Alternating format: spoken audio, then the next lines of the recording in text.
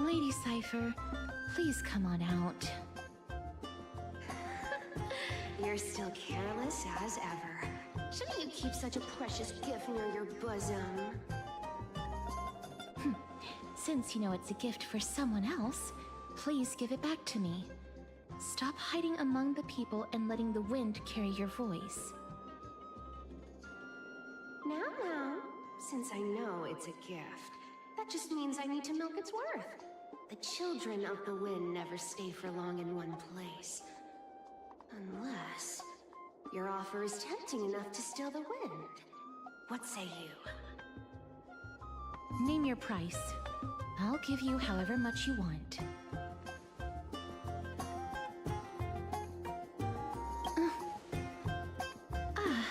I'm sorry. Bargaining is really not my forte.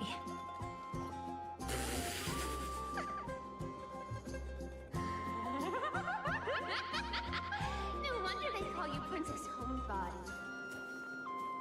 Why don't you two come over to my place? It'll make a better venue for proper business discussions. You can find where I live through the winds I've sown. Right. Piece of cake. I can do that even if I can only sense your soul. Alright, I'll see you there. By the way, everyone cool with me collecting a deposit before we reach an agreement, right? Now, come this way.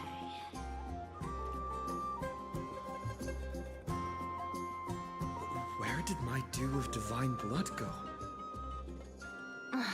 She's incorrigible. Follow me.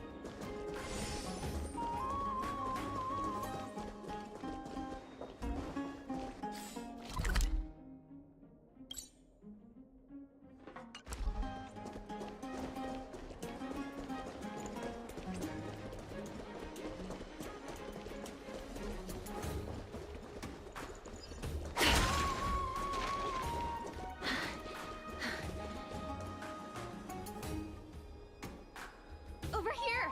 Over here! No, not that way! This way! Come on. If I really wanted to hide, you'd never find me. So relax, you two. No need to get your hackles up. I'm not that scary, am I? Yeah. Wish I pulled her. He avoided me. What kind of quirk? No way. Some people might have been into that a millennium ago, but it's long since gone out of style. Loosen up, buddy. Shall we get down to business?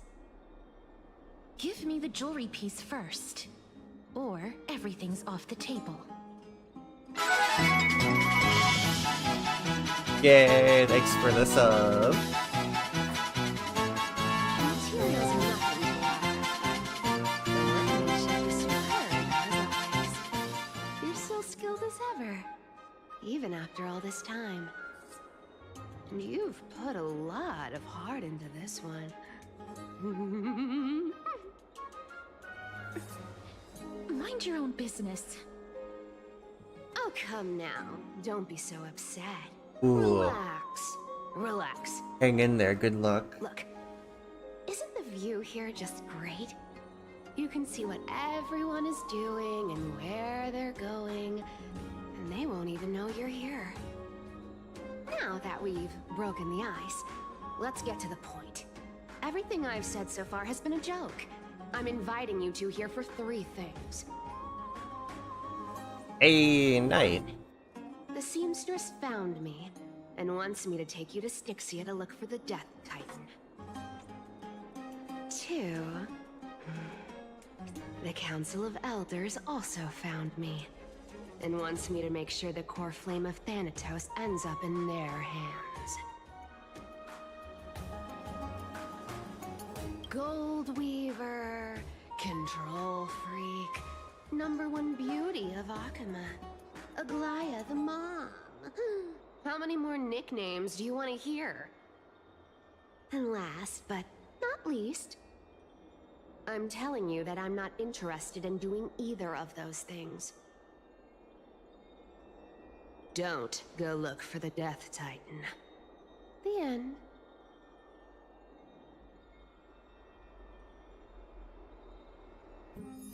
Wow, this is some high-quality stuff.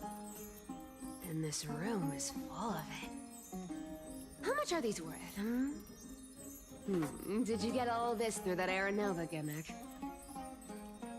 Some of it is family fortune, while the rest came from my business as a dressmaster. Don't liken the flame chase work to your shady dealings. Wow. I should have busted down your door instead of going around like a thief. Well, spill. Why are you giving me so much money?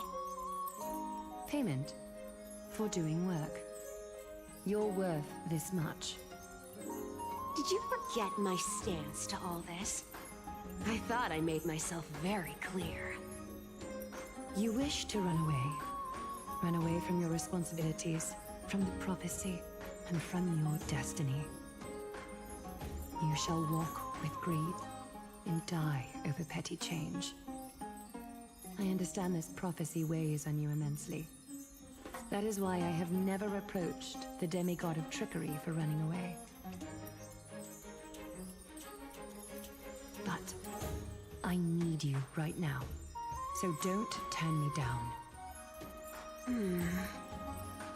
You know, maybe the gods got your tongue with their golden threads, Aglaya. I'm not hearing any sincerity in your words. Give me a reason why you're bowing your noble head to me. We lost Trian. Oh. The divine power of passages is running out. I need another demigod to escort Castoris and help her fulfill her lifelong wish. Oh, I get it now. You're sending Castoris to her death. And you want me to die with her.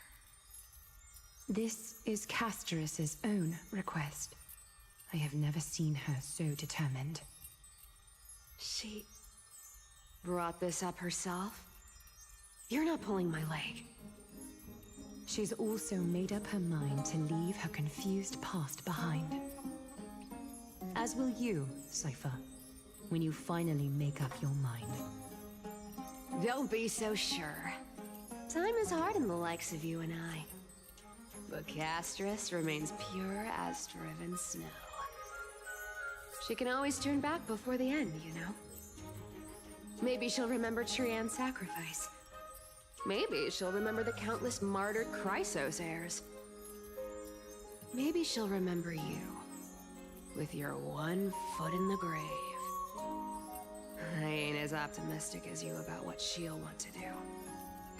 Tell you what, why don't I take this room of treasures as a security deposit, and we make a bet? Go on. I bet she'll change her mind and turn back. Now, if I lose, I'll do what you want me to do. Return this deposit to you, plus giving you another room full of treasures. How does that sound? You sound like you have all the confidence in the world. In that case, let's make a pact with those conditions. I hope you're prepared to lose it all. In conclusion, I want to win. So I hope you two can give up on going to Styxia. I'll give all the treasures in that room to you. And you can split it between yourselves, however you want. What do you think? Tempting, right?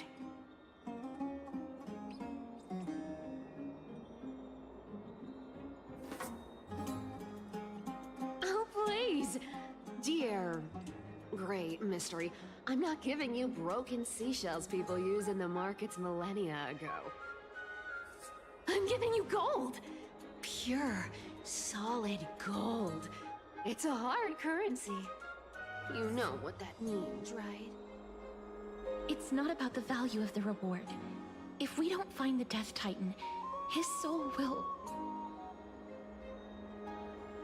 Oh?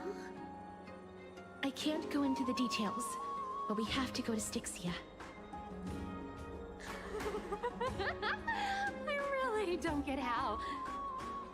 Princess, homebuddy, you keep talking about needing to find Thanatos, about getting rid of your curse, and you don't care about anything else.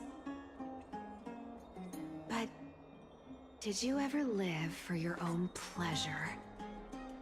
Even for just one day? What are you trying to say? I'm saying, contrary to your beliefs, Aglaia didn't take you in just so you can die for her Aranova. The flame chase journey walks hand in hand with sacrifices. Isn't that why you're always running away from Lady Aglaia? Fine. Never mind. We all have our own problems. I ain't gonna say anything anymore. It's not like I was gonna honor that bet anyway. But listen to me. Styxia is no tourist destination.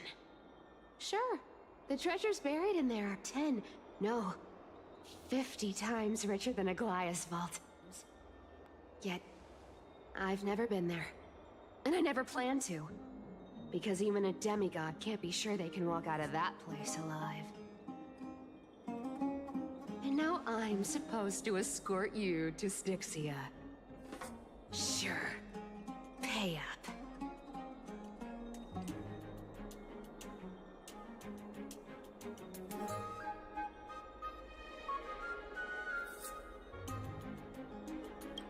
Me too. I have lived a longer life than most people. Though I'm not as good at doing business as Lady Aglaia, I still have some savings. I can give them all to you. We don't need to be How are extorted. you going to live the rest of your life? Then I'll give you 90. No, 80%. Well, don't mind if I do. 80% of Castrus's savings and a bottle of dew of divine blood. Not a bad trade. Extortion. Okay. I didn't know you hold grudges. Gray mystery. Here! Catch. Be careful with that! A minor change in plans, though. Don't go to the bath tomorrow. Huh? Come look for me at Akama's city gates instead. So, why are you changing the meeting place? Oh, nothing really. Just a bit scared of the seamstress's frosty face. I wouldn't stay a second longer in Akama if it were up to me. Well, now that we've struck a deal, why don't I give you guys a lift back? It's gonna be a long ride. So have a good rest. Huh? Wait. What is she doing?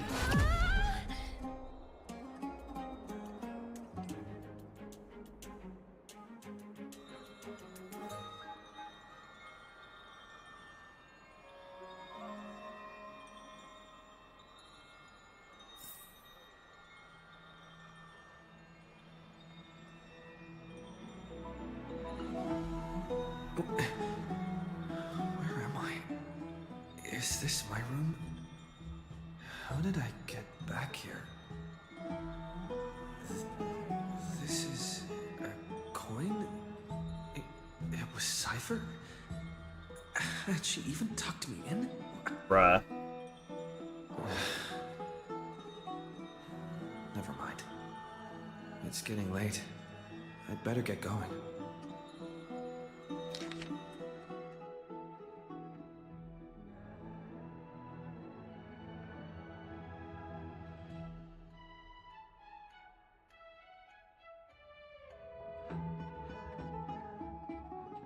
Yes, I'm the one who tucked you in. You're welcome. Okay. Reshape fate, and He is so extra.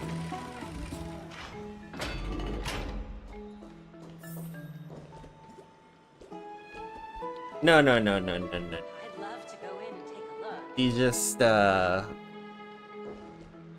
think she knocked us out and then just put us back in our room.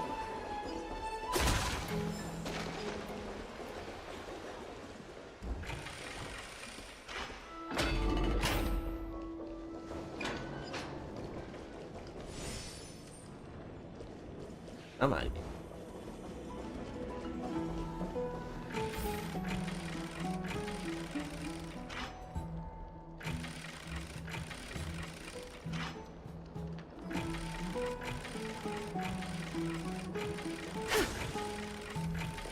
Or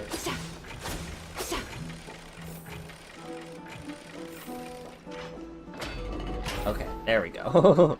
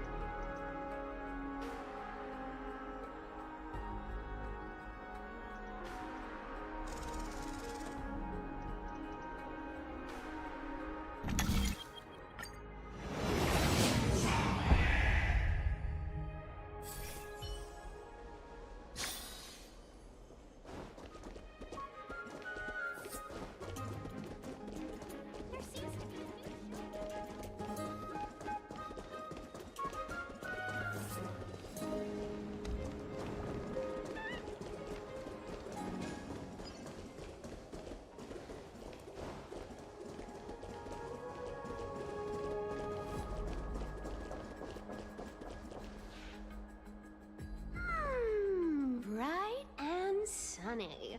Just the weather for farewells. You're here.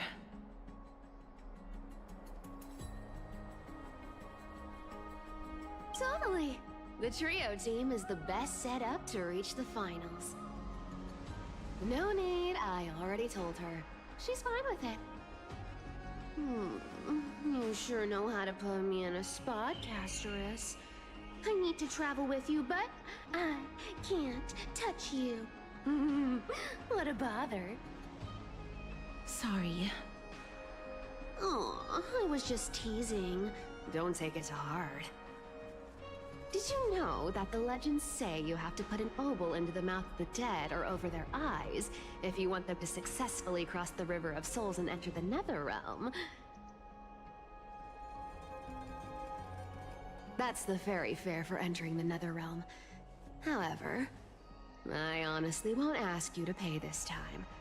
I'll pay. And then we'll just have to go through the motions.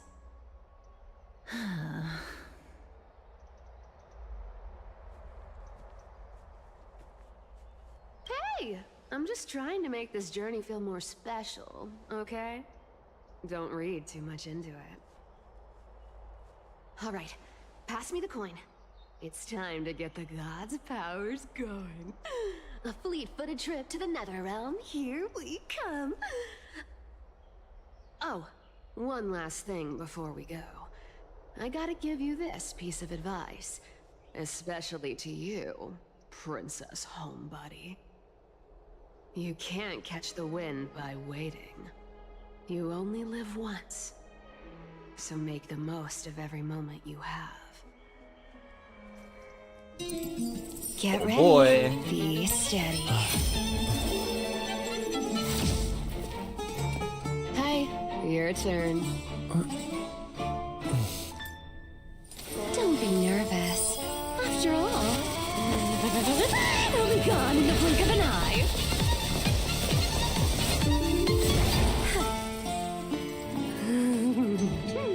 All done. Bye-bye. Oh, she just has absurd super speed.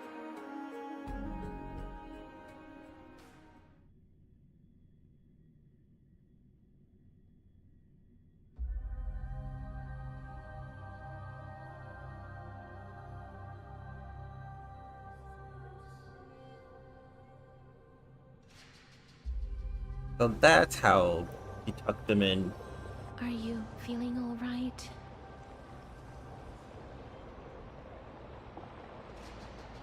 She's the demigod of trickery. When she flips the coin of whimsy into the air, she gains incredible speed that lets her travel anywhere in an instant. Just like how she clearly had no intention of lingering here for even a second longer. We can only depend on ourselves for the rest of the way. Don't worry, Mem's here to help. Being cute isn't my only forte. I'm strong too. This is Styxia, the city of dragons and waves. Anaxa hypothesizes that the missing Thanatos is somewhere in these ruins. This is the land of their birth. Or perhaps of their death. Anaxa had used a secret alchemical art to temporarily fuse his soul with Circe's and Kephae. And when he was on the verge of death, he was pulled by Thanatos and caught a glimpse of the flowing river of souls.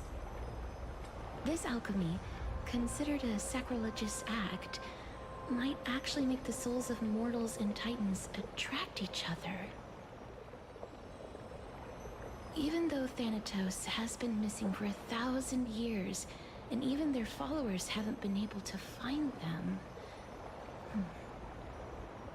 perhaps that special attraction could summon them here. Oh, so are we going to use that Philosopher's Stone to conjure the Titan? I guess that's the only way.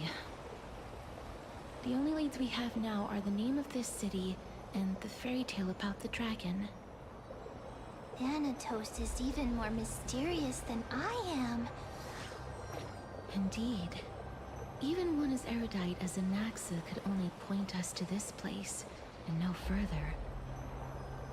We will be entering the unknown as soon as we take our first steps. But that won't be the first time in my long journeys. I believe that, rather than standing still, taking action is by far the better option. Perhaps fate might take pity on us today and show some compassion.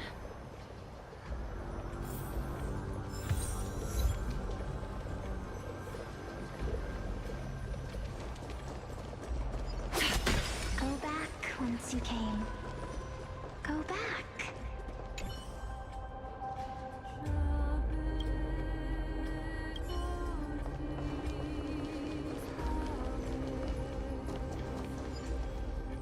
What a beautiful butterfly.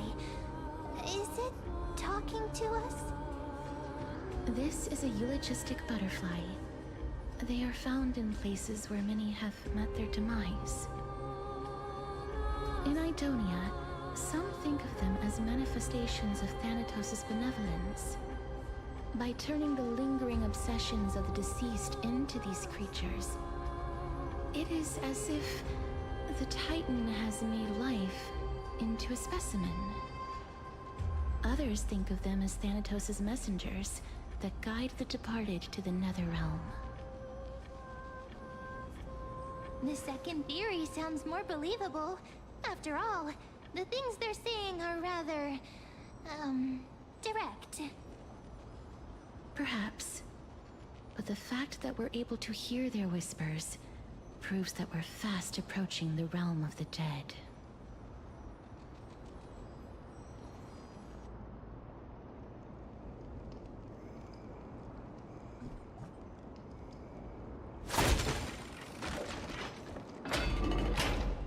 These shadowy figures. Aren't they illusions reflected by the River of Souls?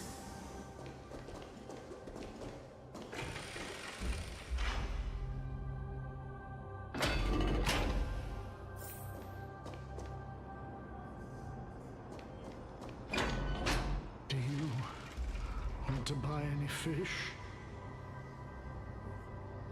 Huh? He can see us? Wait. More living people. I'm not selling my fish to living people. You lot are too shameless. Buying fish without paying. If I ever see her again, I will.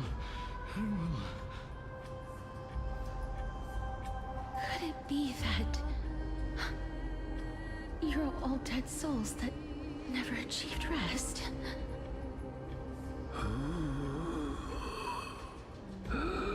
The Netherrealm does not exist.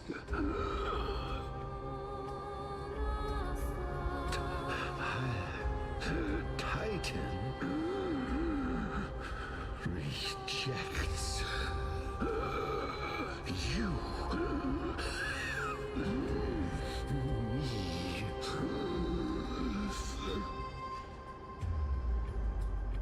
So, do you want to buy any fish? But there aren't any fish nearby. Other fish gone. The people are gone too. I can only keep selling fish. So, do you want to buy any fish?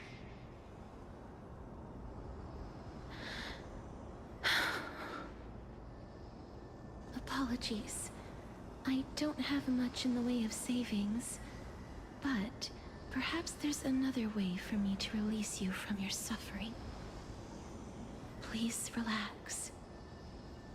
May you fall asleep peacefully amid a gentle field of flowers.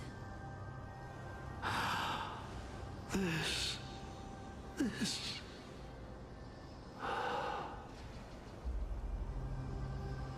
I knew it. These people aren't illusions. They're the souls of the deceased. They're supposed to reach the end of the West Wind by floating down the River of Souls. Yet, they have floundered upon the shoals of the stream, unable to move forward. Did Thanatos reject them? Or perhaps they didn't really die at all?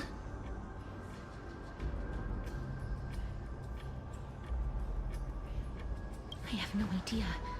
This circumstance is completely unprecedented. Hang on. Didn't he say more living people? So that means he's seen other members of the living apart from us? Could it be that these souls are stuck here due to someone's deceit? If something is done out of goodwill, are you really gonna call it deceit? Goodwill? I can't see anything good out of... Wait a minute. Lady Cipher? That's me.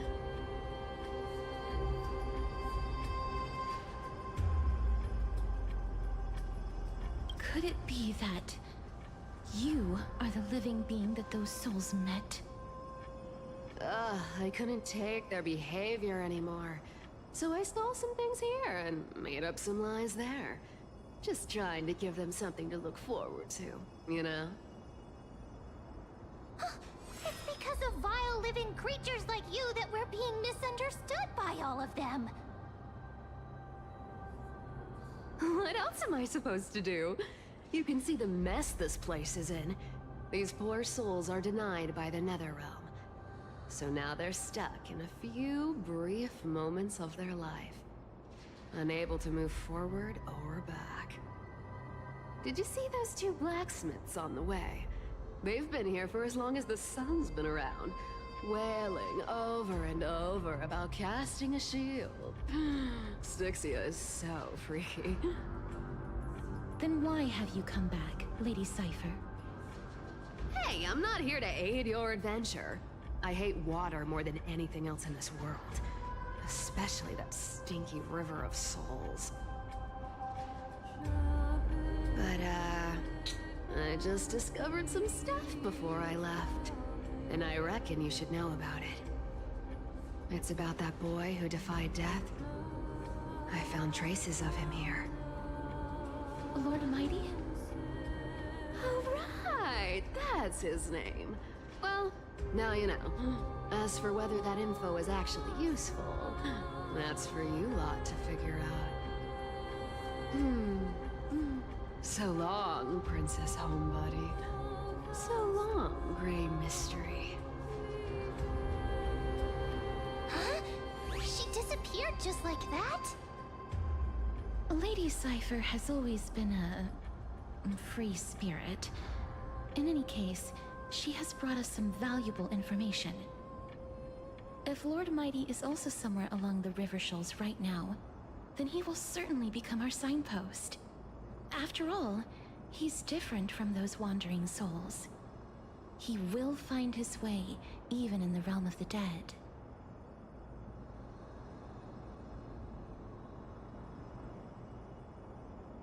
Don't worry, it's time for me to shine. Ornyx's Rune of Recollection is nearby. Use prayers to return the river to before it got flooded.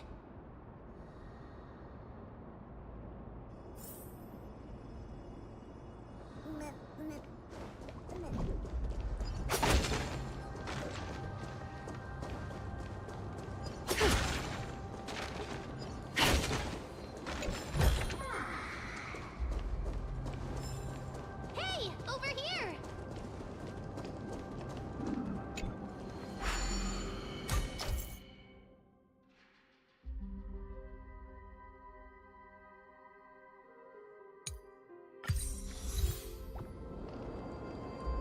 Ornyx's miracle has appeared. Amazing! It's like we're inside a giant bubble. Even the river got parted.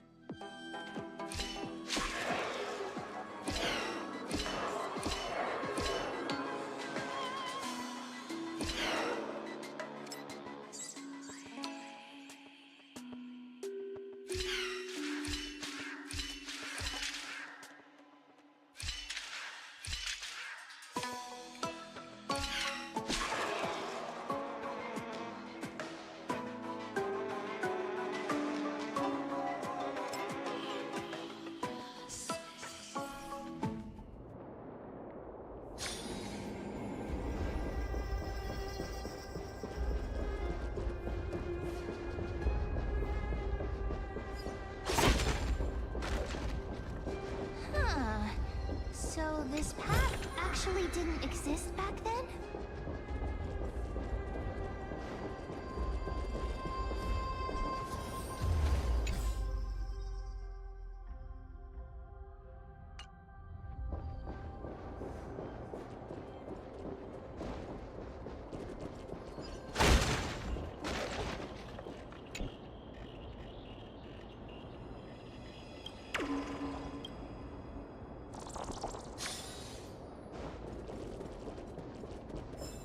There are wandering souls of the deceased here as well. We must first return to the present before we can communicate with them. Ah, by the looks of it, you must be the foreign warriors that the Queen had mentioned, right? Since the current campaign requires the utmost care, I wasn't able to make time to welcome all of you. Please, forgive me. Foreign warriors?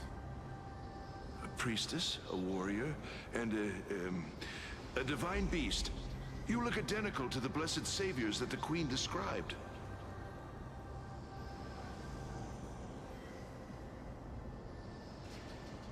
A campaign? Who are you campaigning against? Nobody knows, as of now. Of the scouts that went ahead, only one has managed to return. He says that the land ahead is a forbidden land that should not be approached, as it is the doorway between the netherworld and the mortal realm. As for the rest of the scouts, they've completely lost their souls and are decaying by the day. While there is still dissension within the city, the scholars agree that this calamity was so unprecedented that it needed to be given a new designation. An unprecedented calamity. Could it be death? It seems that you have indeed heard about this. Well, death is just one of the possibilities. It's too early to come to a definitive conclusion. A world that has never seen death. Looks like these people lived in the era Chrysia before the Calamity Titans descended upon the land. May I ask, where is the scout who managed to come back? So he returned to Styxia. He only had enough left in him to last no more than half a day. However, it was his intel that convinced us to rally together. He said that he witnessed the demonic specter of an evil dragon at that treacherous land. The apparition opened its giant maw and devoured everything in sight, and thus brought Styxia that thing called death. Styxia. An evil dragon that brings death. It all sounds rather familiar. Wait, wasn't this part of that fable? Sir, could I ask how the Queen and Princess are doing? The Queen?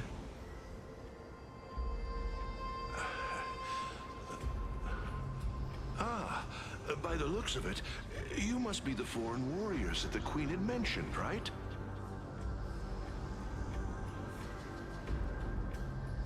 Oh, it's the same lines.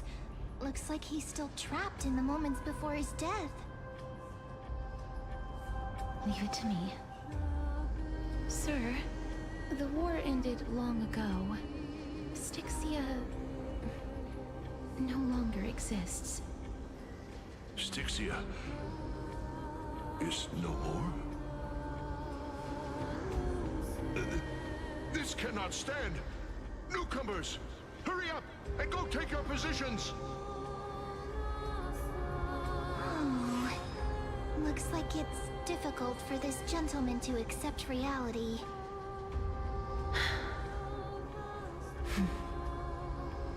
Sir, I am the Maiden of War, sent here by the Queen herself. If you accept my blessing, then today's battle will be smooth sailing. Maiden of War? I've never heard of this. There's little time to waste. Please don't take too long. Don't worry. I'm typically unwilling to prolong such a moment.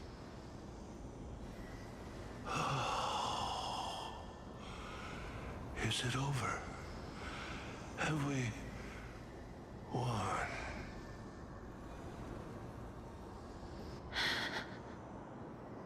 Cass, oh, are you all right? I'm fine. I just didn't expect that I would still have to embalm others, even in the realm of the dead. Is this a remnant of his soul?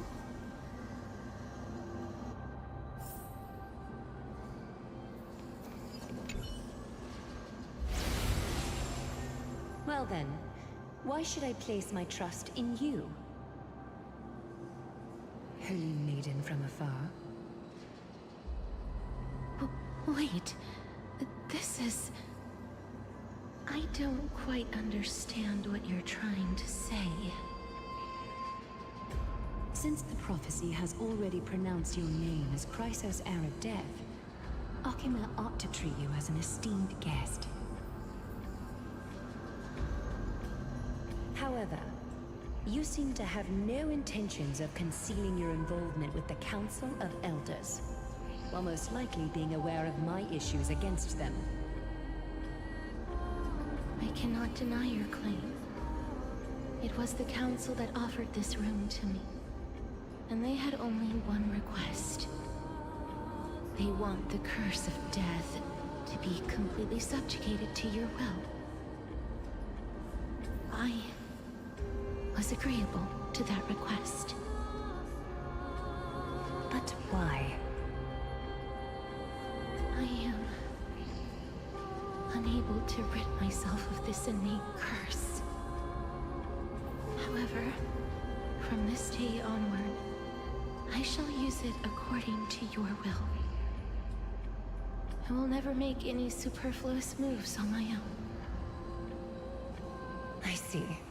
So that is how they plan to control the Flame Chase journey. They have shifted the heavy responsibility of granting death over to me. If I ever become obsessed with executing people, they will then have ample reason to terminate the Chrysos heir's journey. And yet, you seem to not mind. This is quite surprising to me. That's because the fate that we were born with is a burden far heavier than that of an individual's life. I've woven many unforeseen events into the tapestry of fate. This is but one instance. Tidy up your precious garments and come with me. Akima welcomes you, Castoris.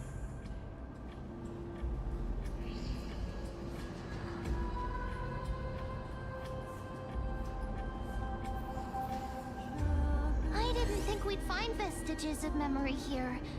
Maybe they've got something to do with Orynyx's rune?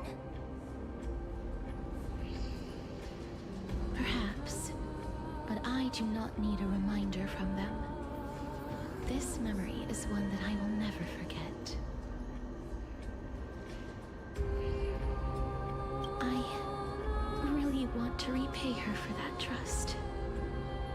But why would this memory appear right now? Is this really Orynyx's power?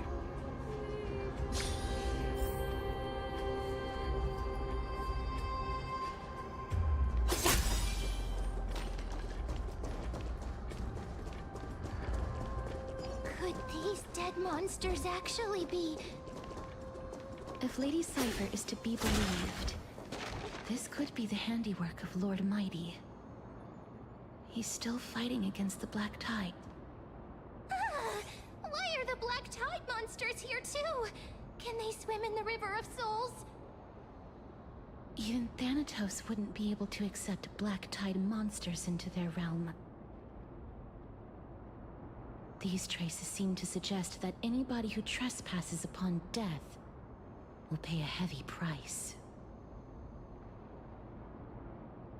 Since the realm of the dead must remain peaceful, it's imperative that we rid the place of such discordant noise. Please stay back. Let me deal with these enemies.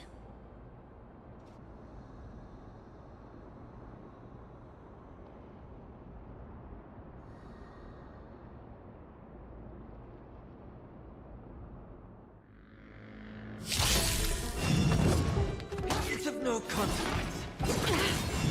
Impressive. Never seen perfection before?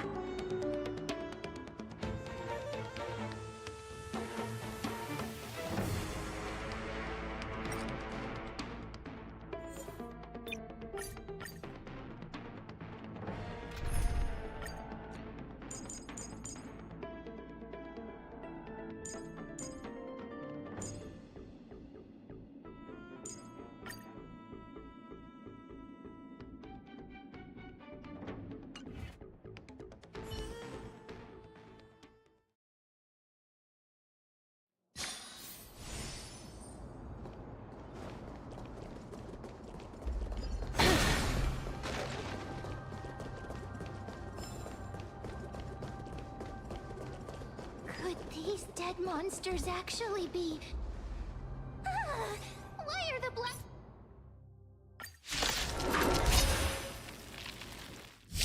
Life is not so fragile.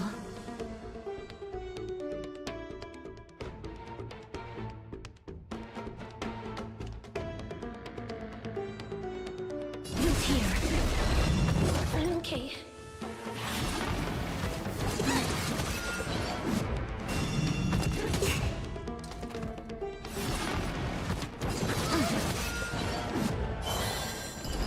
There's no harm in sharing good fortune.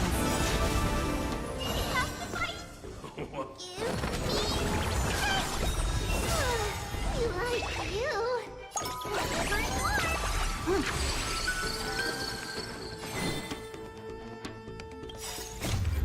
Embrace new life, Pollux.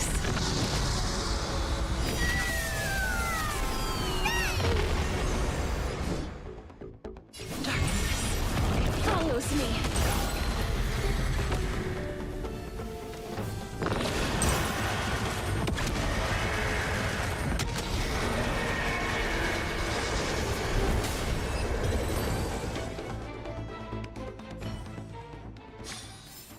May wandering souls find the path ahead is blocked by the River of Souls again.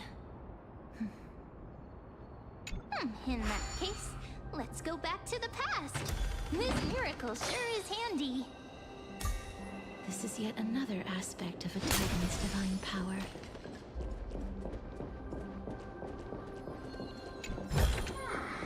I want to make something with it. If Dan Heng was around, he'd definitely be able to raise the waters of the River of Souls into the sky. If Lady Hycelens was still alive, I think she might be able to do that too.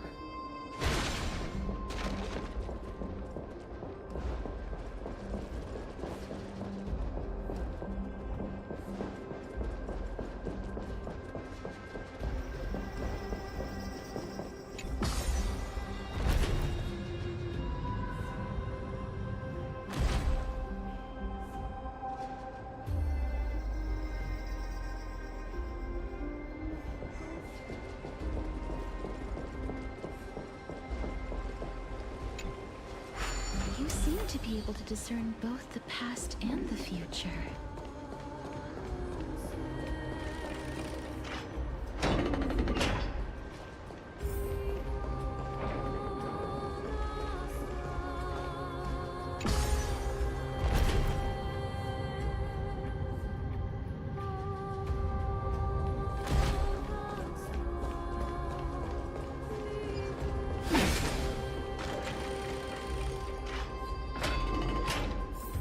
Oh, this place must have been a beautiful courtyard in the past.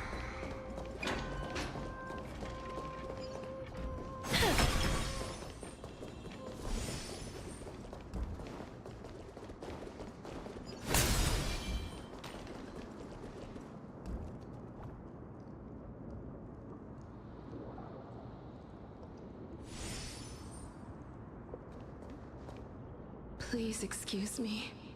I am but a scholar from a distant land who had the misfortune of falling into the River of Souls and turned into a member of the dead. Huh? This one seems to know that she's already dead. Oh, I was merely speculating, but it seems I was right. And you... I recognize you. You're the Holy Maiden of Death from Idonia, right? I'm sorry. I cannot bring you back to life. However, should you desire it, I can end your prolonged limbo. I'm well aware of that. Even if you were able to revive me, I would never choose that option. That's because I didn't fall into the River of Souls by accident. Instead, I leaped into it to seek my death. Why? If you could see the life I've led, then you would not reproach me so. My life was far too miserable. But I did not expect things to stay the same even in death. What a joke. In escaping my mortal life, I've entered a millennium of pain instead. Circe's above. What cowards humans are. For we fear both life and death simultaneously. I'm sorry. I'm also powerless to answer that question. That's all right, Holy Maiden. At least you are able to respond to me. Please, grant me death. Circe's above. Does this count as thinking till the moment I die?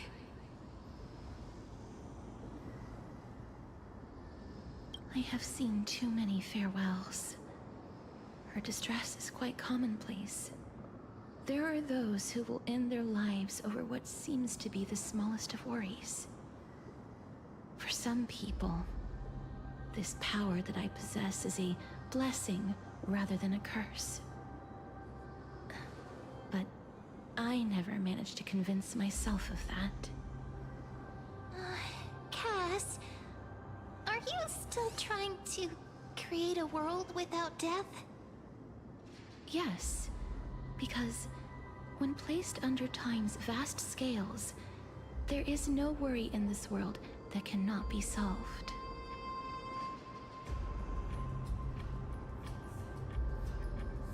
This is a wish that I've held for almost a millennium.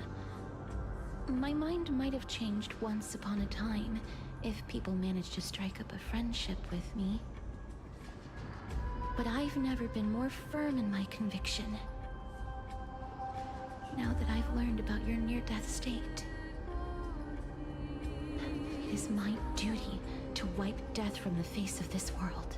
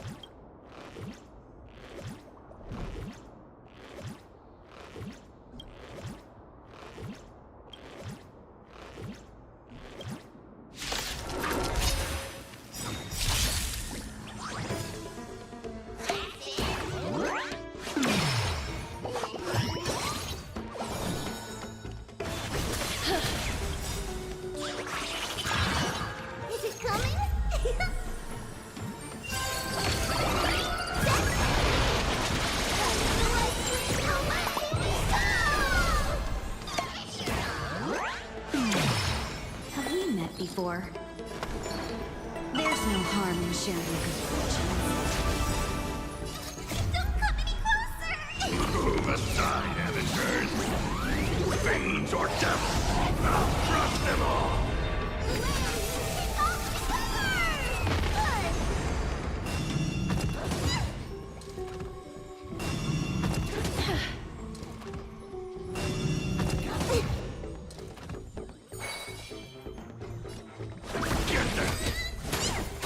Watch my moves closely. Please cherish the time. I grant you this, as you wish.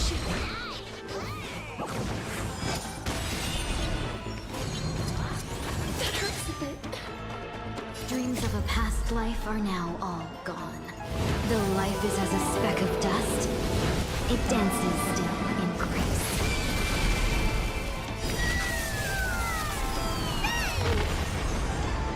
Let's see, clouds are easily scattered. We have to fight. Why, of course. A thousand thanks, benefactor.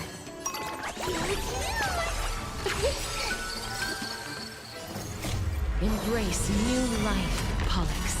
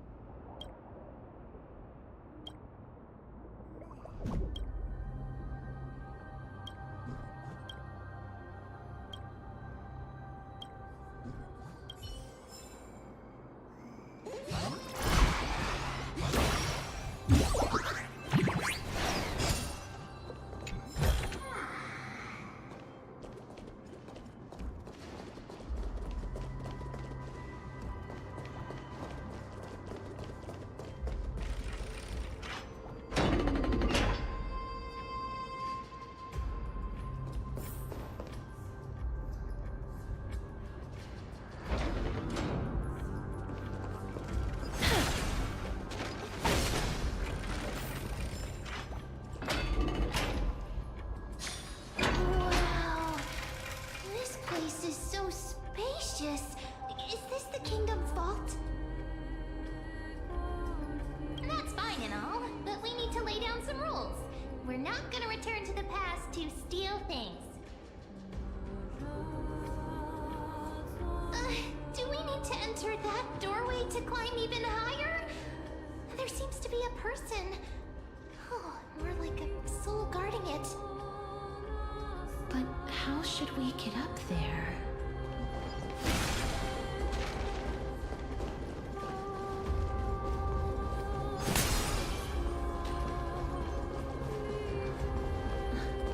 The path is blocked yet again. Ornix's 8 always appears in times like this. How convenient.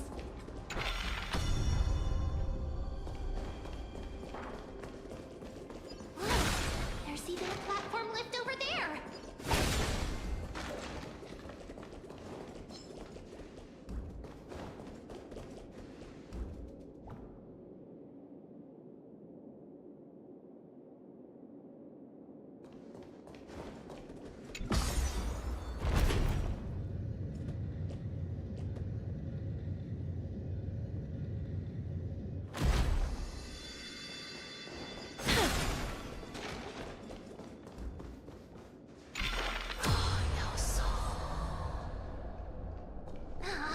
A chest of the past has been left behind, but none of its treasures remain inside. I'm crying. Make sure you keep it safe.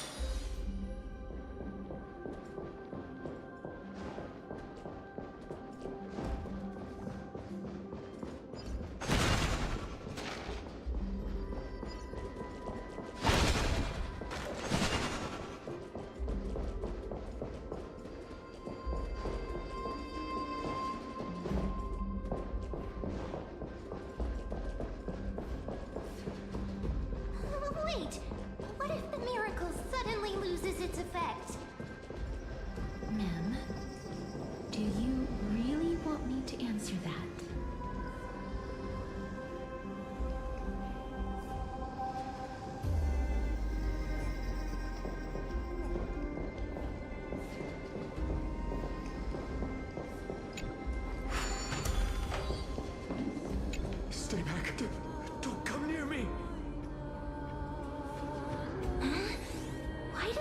look so panicked. Did the black tide monsters frighten him? Or is he actually scared of his own extraordinary power? There's no need to be alarmed. We're just passing by the area. See? None of us look threatening.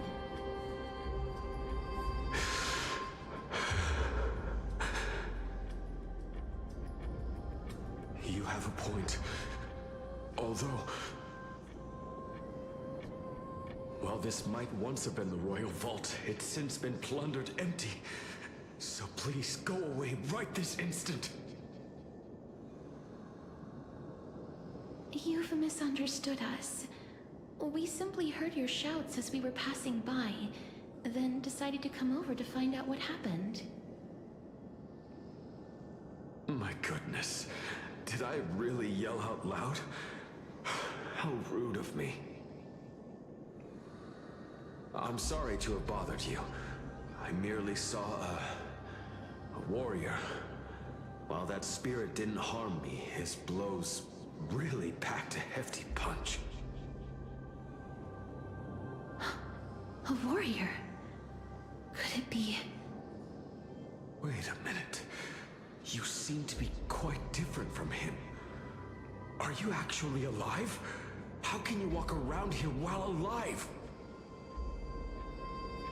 It's a long story. We're here to seek an audience with Thanatos. Thanatos? Who's that? Is it possible that he's also living in the era before death descended? Death? Could it be that you are here to defeat the evil dragon Pollux? Pollux? Is that the embodiment of No. Death? According to the warriors under the Centurion's command, that evil dragon has been dead for quite a while. The curse that condemns people to death didn't originate from it. But they saw a girl within the dragon's embrace, and she is the true Reaper.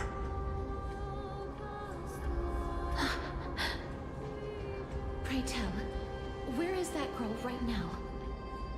I've heard that the Queen spared no effort in bringing her back to the castle. Her Majesty intends to control all of Amphorius with this unprecedented power. As for whether this rumor is true, well, no one knows. You have my thanks for the invaluable insight that you've given us. Please, treat this touch as a token of my gratitude. You... are you...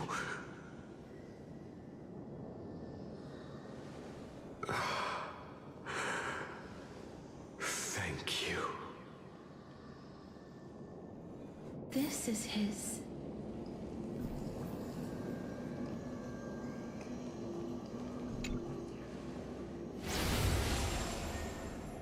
Then you granted him death? That isn't like you. You would have refused, even if I commanded you to do so. I don't know. I did it out of sympathy, believing that I wouldn't be racked with agony, but... I am still in a state of turmoil. Sympathy? Sympathy for that youth who triumphed in every battle? That young man was favored by Talantin, who taught him a move that will defeat any mortal enemy with a single blow and emerge victorious every time. He could rely on that move to always achieve victory during Era Chrysia. However, now that death has descended upon the mortal realm, that divine swordplay also means he can send others to death at will. In other words, You feel that he's similar to you? Yes. Since he can never be inferior to others in martial combat, death would be the inevitable outcome every time he strikes. That's why he approached me and pleaded. Pleaded for me to put an end to all of this. You are perhaps feeling lost from making your peace with death in so abrupt a manner. I have not made peace with death. I've seen the people of Idonia stand tall and proud in the face of death. Even before the fated finale arrived, they were already content with the lives that they'd lived. They had such proud expressions. Expressions that made me believe death would be an insult to these mortals if the concept is truly a power that a god had carelessly cast down upon the world. Perhaps death's authority was never meant to exist in this world. Just like how I shouldn't exist. I won't refute your beliefs for now, but would you be interested in listening to a story of mine? It's a fairy tale from foreign lands, told by the person who brought you to me in that ice field long ago. A tale told by the Queen of Styxia. What? Wait a minute. That means the girl born in the dragon's embrace, the personification of death these souls talked about. That's you, Cass? I've already had an inkling for a while now. But I honestly have no memories of Styxia. My memories only begin after Aminet brought me to Idonia.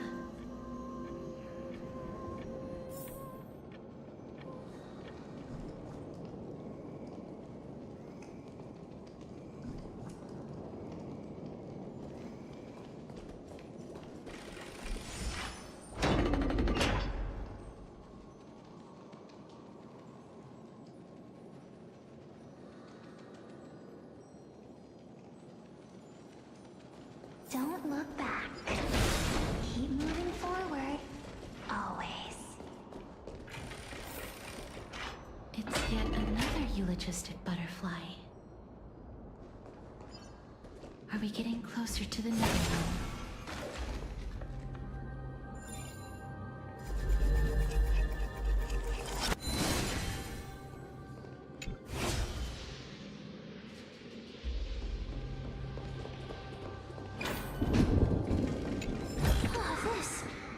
This is...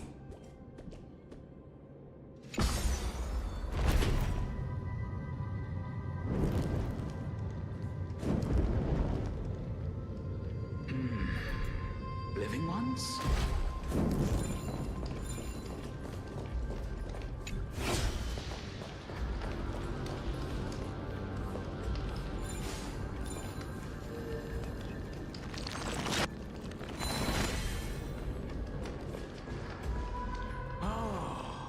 Could you be the scions of Styxia? Did you hear about the great work that I'm doing here, and have thus arrived to give me the last material that I need for transmutation? Great work? Have you heard of the great name of Pollux, perchance?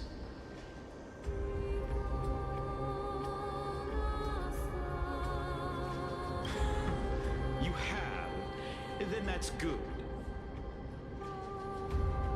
During the Age of Myth, a time likely before your birth, I was the unsurpassed zenith of alchemy that none could reach.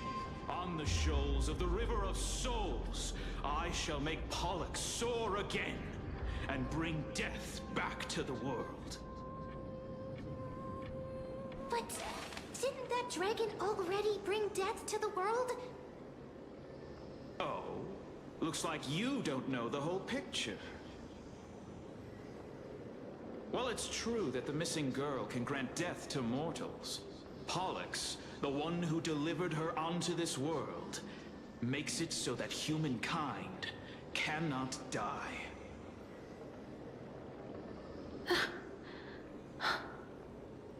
So, it's just as I feared.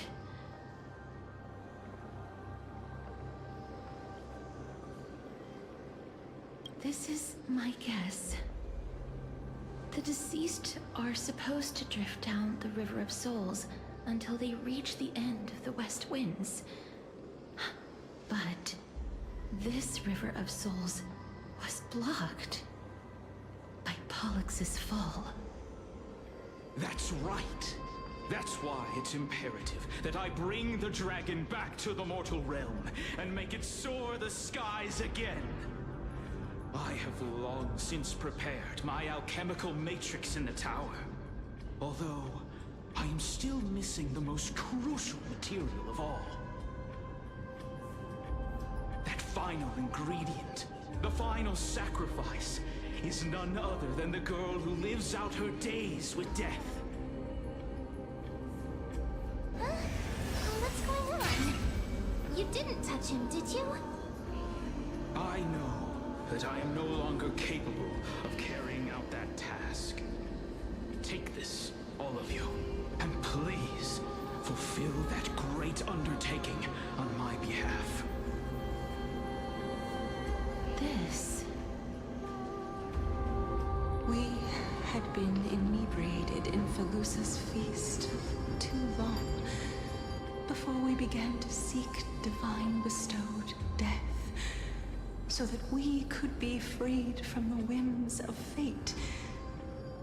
However, that brought doom upon us. Instead of summoning a supreme god, we encountered a monster that cut off the River of Souls. That detestable dragon Pollux denied all the dead from the gates of the Nether Realm. Unable to rest in peace, these departed spirits engulfed Styxia like a roaring tide. As a result, my city and its people no longer exist. That child is the only person whom I managed to save. Born within the evil dragon's abdomen, she has possessed the talent of death since her birth. She must have been granted to us by the gods as a chance for us to atone for our sins. Please, you must nurture her to adulthood and prevent her from experiencing all of the suffering that we went through. I promise that I will care for her as a mother, that I will protect her from the evils of death.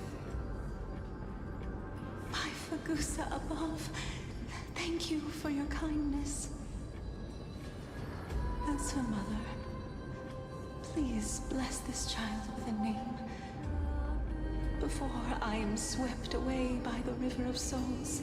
Please, let me know how I should address her in my next life. Oh.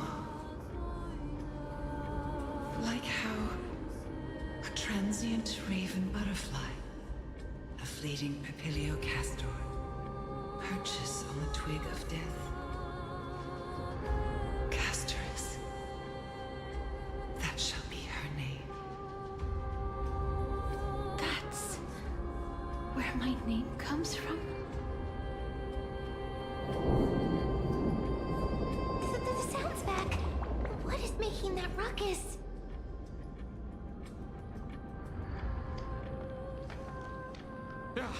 Living ones, don't waste your time bickering. The Netherrealm's wrath is falling upon you. Tide creations. When did they... Mister, please fight them with caution. Be careful not to suffer the same fate as those Black Tide creatures!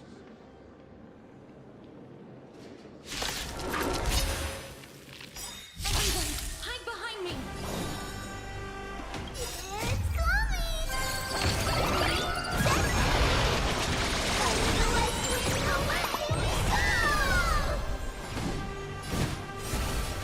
I grant you this, as you wish. There's no harm in sharing good fortune.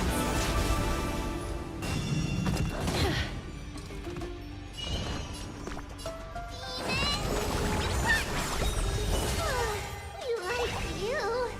Delivering more.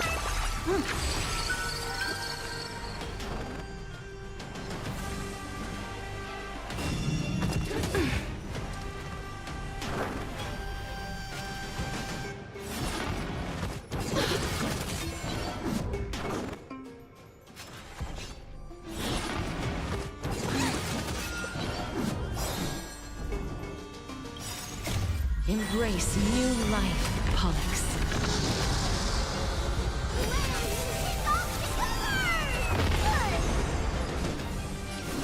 Darkness follows me.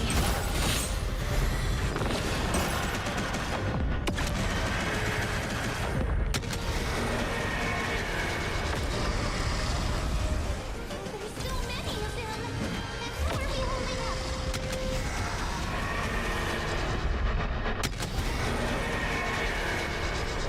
I only wish that death may protect us.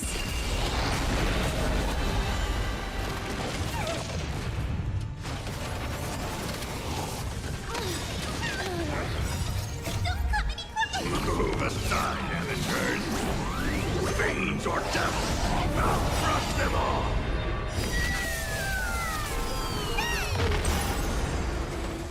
Life is not as fragile as place built here.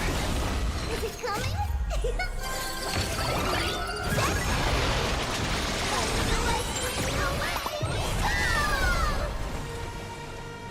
Heavy clouds are easily scattered.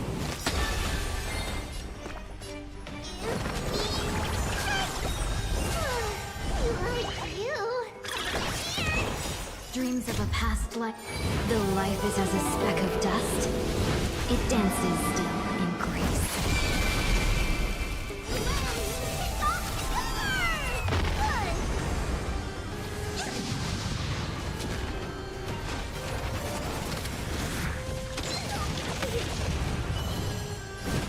I grant you this, as you wish. The long dream has vanished. Embrace new life, Pollux.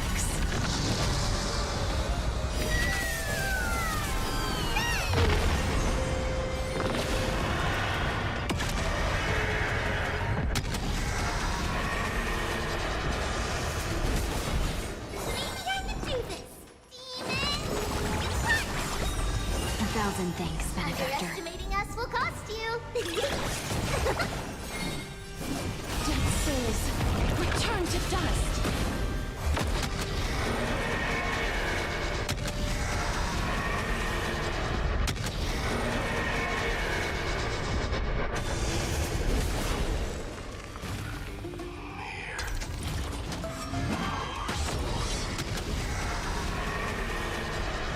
I only wish that death may protect us.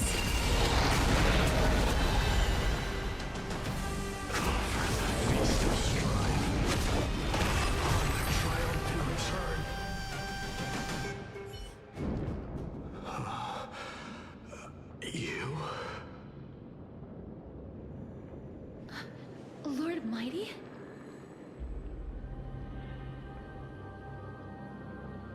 Lord Mighty, you've been through some tough battles once again. That black tide is endless. My death is only temporary. I will find my path of return and go back to to the world of the living and continue my protection. Lord Mighty, I have always wanted to. Why does death reject you? I'm the one resisting it. I must resist the temptation to go with the flow. I'll go against the current and kill my way out of this cursed nether realm. That is my destiny.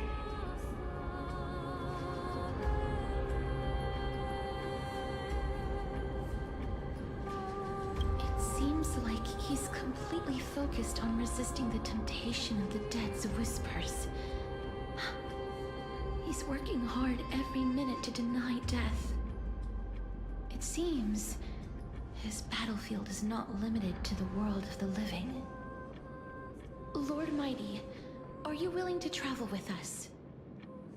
We're headed for the Matrix inside that tower, to summon Thanatos from their prolonged concealment.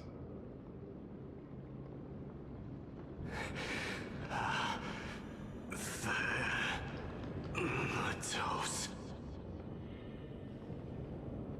Challenge. Death. That's right. If we can work together and defeat them, you won't have to be troubled by the curse of immortality any longer.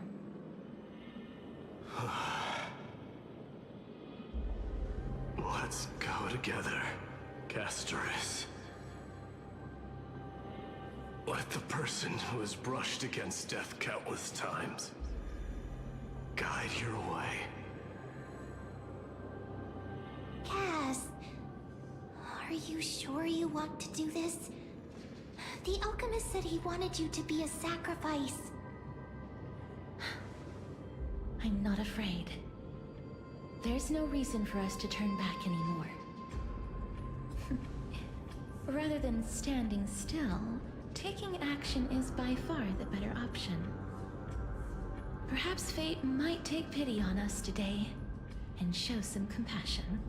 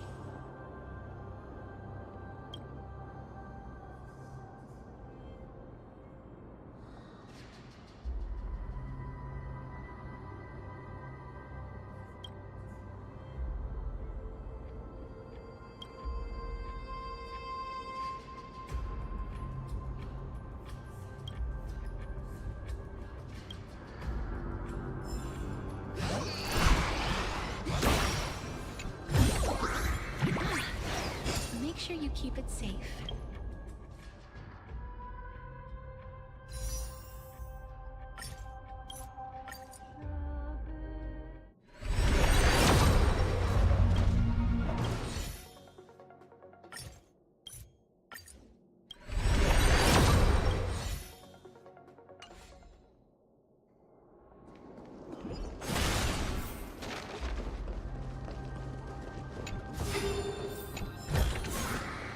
want to make something with it.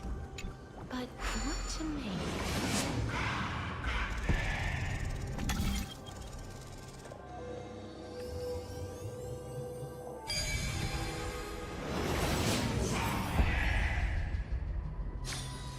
I've learned something.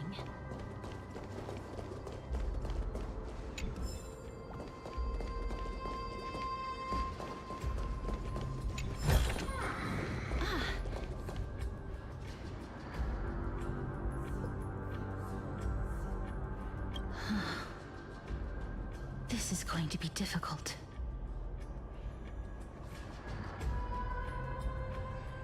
I'm familiar with this kind of mechanism. But I've never repaired broken chains. If I was more powerful, I would be able to carry one person with each limb and fly the four of us to the other side.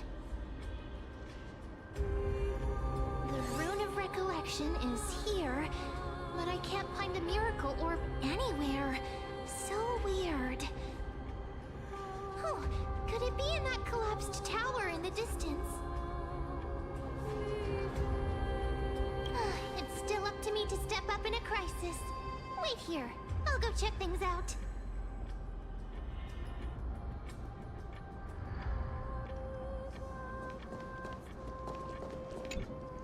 Just shout for me when you need my help! Got it! Just leave it to me!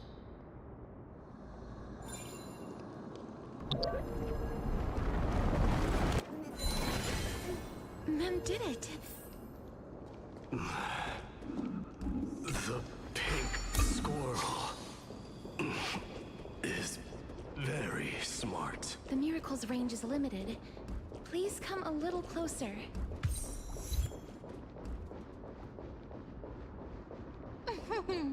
Aren't I a good fit for Orynyx's priest? Of course. You're the most competent priest ever.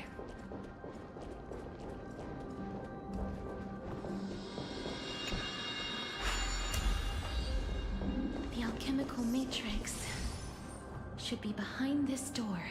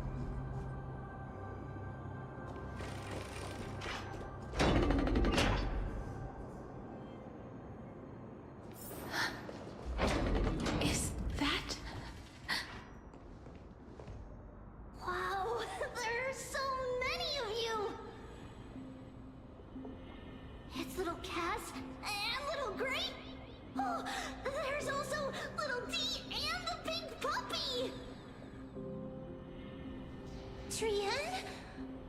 Aren't you... Get what? I'm getting even more confused.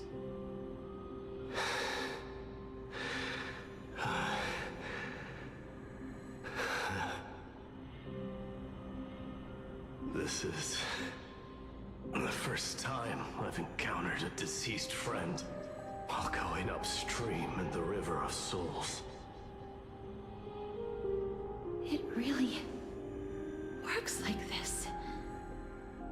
Just like the other departed spirits we've encountered along the way. I'm also unable to sense the aura of the living on Lady Trian. Yup, you're right. Trian already knows that she'll not be able to return to everyone's side. But Trian believed that little Cass would eventually return to the Netherrealm. So, Trian has been standing here, at this spot closest to the world of the living, and waiting for little Cass. Oh. It must have been very tough for you. But according to what Trian said, we're almost at the entrance of the Netherrealm. Trian promised Trevi and Trinan that when little Cass got here, Trian would get the gift ready and be the first person to run over and welcome you. So, little Cass, don't cry. Please, accept this. We finally finished it. This is what Lady Treeby once mentioned.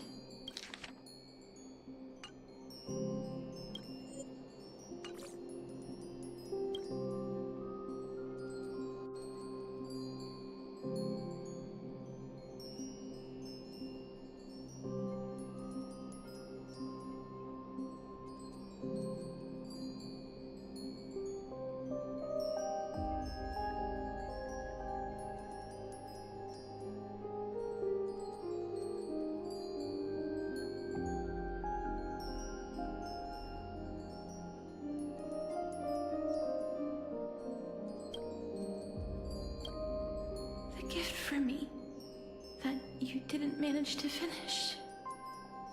The Holy Maiden of Yanis. Even when separated by life and death, their thoughts are still connected. Trian spent a lot of time drawing this. Trian hopes that little Cass likes it. Seriously? Seriously, a wonderful drawing. Lady Trian.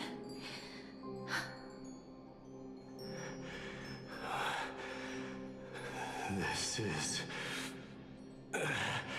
our flame chase journey. Little Cass, we don't know what your journey was like before. Trevi has always said that it must have been a very harsh and frightening journey. But little Cass no longer has anything to fear now, because everyone is here with you in this flame chase journey! That's right.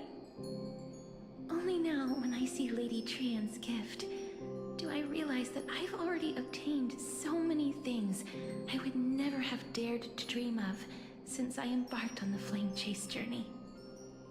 It's the first time I've gained so many companions. The first time I picked up the hobbies of crafting and photography. The first time I had dinner with someone else. The first time I went to the market to buy the Chimera doll I'd liked for a very long time and hugged it to sleep. The first time I wore a dress personally made by Lady Aglaya. The first time I went for a walk with Lady Treeby, Lady Trian, and Lady Trinan. The first time I enjoyed the night breeze and looked up at the stars with Miss Hyacinth. The first time I took care of Dromasis with the Trailblazer. Look Looking back at all these experiences I never thought were possible, it feels as though the scales of my life had shrunk from centuries and decades down to minutes and seconds. And all of them are so precious. I took countless photos in the past, but they're all black and white landscapes. I don't have a single one with friends. If I had known, I would have taken more pictures.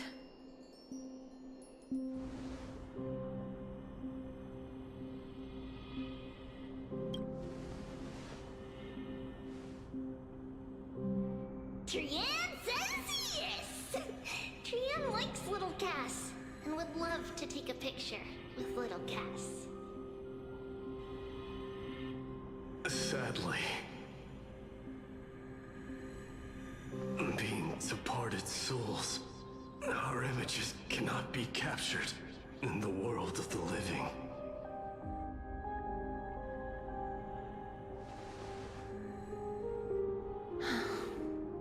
I thought so too.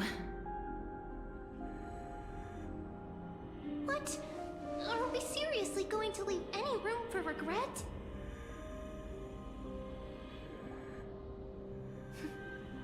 There won't be any regrets. This vivid drawing surpasses any photograph from the world of the living. Little Cass smiled. Treevee, Trinan, and Trian's wishes finally come true!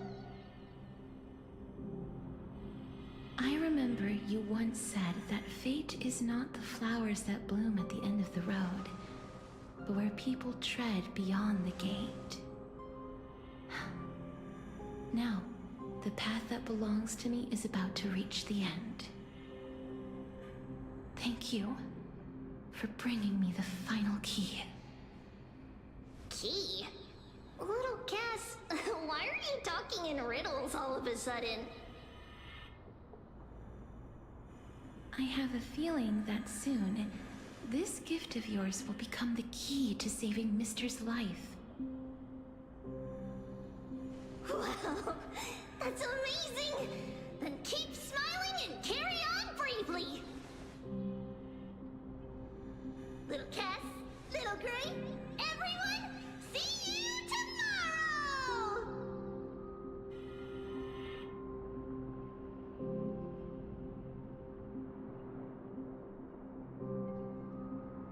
Lady Trian. The aura of this place.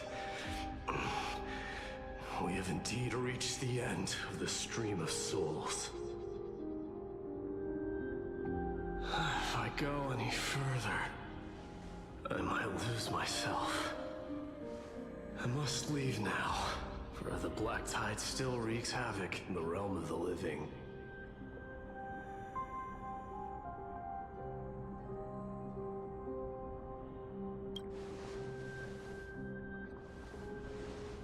I have broken free from the chains of death countless times. This time will be no different. Castorus, will you fulfill your duty for the flame chase?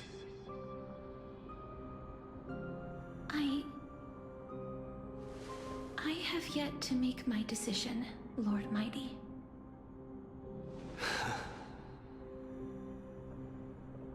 No matter. Make the choice your heart desires. Even if it takes 1,000 years of waiting. I will continue to fight till I die. Then rise from death. Till the miracle descends.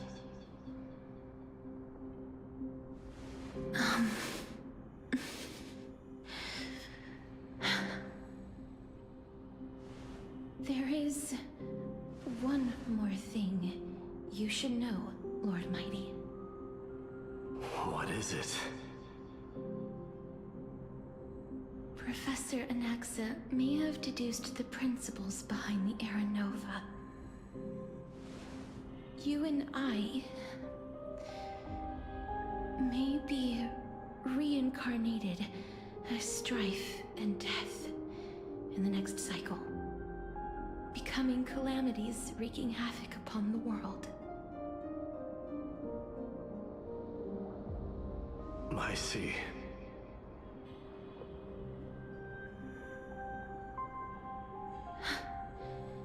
Is that all? Are you going to accept such a fate without complaints? Do you have a strategy to shatter the shackles of our fate? I haven't found it yet. Perhaps I never will. Then, cease wasting your thoughts on futile matters. Control what little you can. And when fate's inescapable grasp comes, resist it with the strength of your mighty will.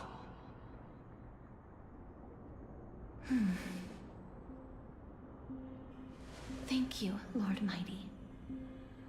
I will find the right decision.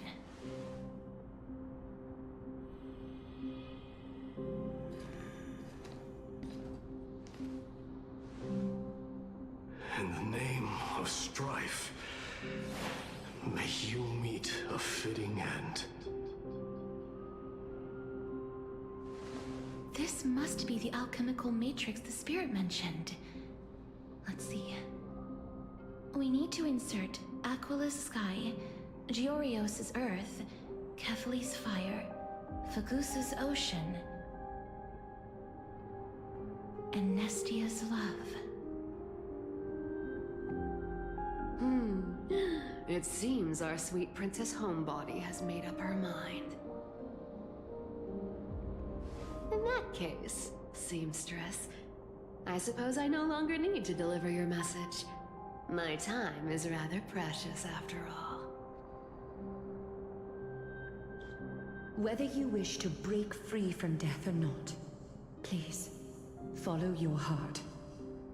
By the promise you once made, I ask that you fulfill your duty one final time. Castorus, please, live as a human, and die as one. According to that alchemist, the final piece is supposed to be me. However, he is not privy to the past, and therefore cannot see the full picture. The past? I saw the twins of death in Kefali's memory, and now I am certain that I was one of them. The trial of the Hand of Shadow demanded taking the life of your family. I died during that trial, falling before the gate to the new world. And my sister, whom I never met, became the Titan Thanatos of this cycle. She was consumed with regret over my death, so she used the Titan's authority to reforge my soul. Yet, it also means she has never revealed herself to anyone, hidden away from the entire world. That's because the Titan she became already fell at the start of everything. They died for me, and now lie in slumber in the River of Souls. You mean Pollux? That's right. The River of Souls is no material river. It cannot be blocked by ordinary means. Only a divine corpse can prevent the dead from reaching the next world. And that's why we have to awaken Pollux from death before we can retrieve the core flame of death. We have to reforge its body with the power of alchemy. But Cass, if that alchemist speaks the truth, does that mean you're also part of the dragon body? According to those departed spirits, I was indeed born as the dragon's twin. But before we talk about that, Have you heard the sighs? No, not from me. The sounds that come from the memories when we were collecting the souls. I heard them too. So what are those? I think it's probably the sign of Pollux's wish being fulfilled. They must have realized how heavy a price they'd need to pay when they used their divine authority to resurrect a dead woman. That's why they exerted every ounce of their strength to send me to Styxia, a city that called for death, a land where none is hostile to death. They never saw their wish fulfilled and fell so prematurely, all because they wanted to give me a new life.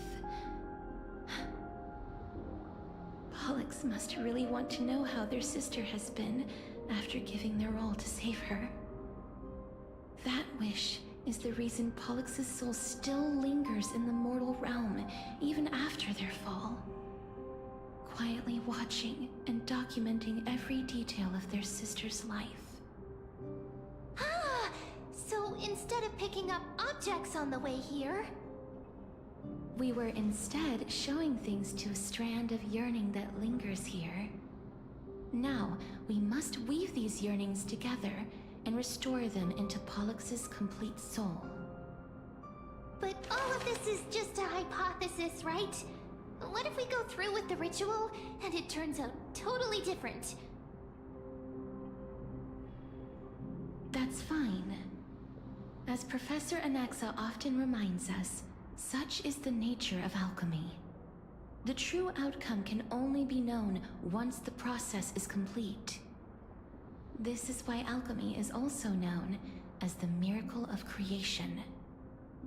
Now, the puzzle of Pollux's yearnings is nearly complete, with only one final piece remaining. I shall reveal what they have been yearning to know in the alchemical matrix. I will show them my whole life since I left Styxia. Lady Trianne has already drawn a picture of my entire life, and it is now in my hands.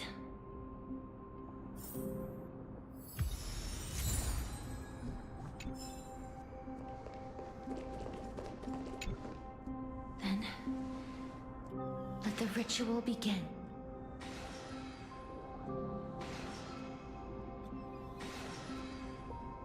Now, the objective is complete. That is all. Such is what Professor Anaxa always says after preparing for an alchemical ritual. And now, Pollux, I shall lift you from the River of Souls and reforge your soul. Perhaps you will be disturbed by this, and your body may become horrifying to behold. But if even the slightest trace of your soul remains, the soul that once ferried me to this side of the shore, then please, look at me. I wish to thank you in person. I have obtained everything you sacrificed your divinity for. Lady Almanette. Did she recognize you? Oh, she must be the first soul we can communicate with here, right? I'm afraid she is just another spirit trapped here, like the rest of them. The only difference is that I was there when she died. Please, go on. I'm listening. Are you about to tell the story of Styxia? Yes. You're just as smart as I imagined, but... never mind. Now's not the time. There's no need to worry, Elder. Take a look around you. You're already at the resting place of the dead. The world of the dead. But how? I understand that you chose to remain silent about the story to protect Casterus, the girl who coexists with death. But But you no longer need to hide that story. I can assure you that you have protected that girl's life well.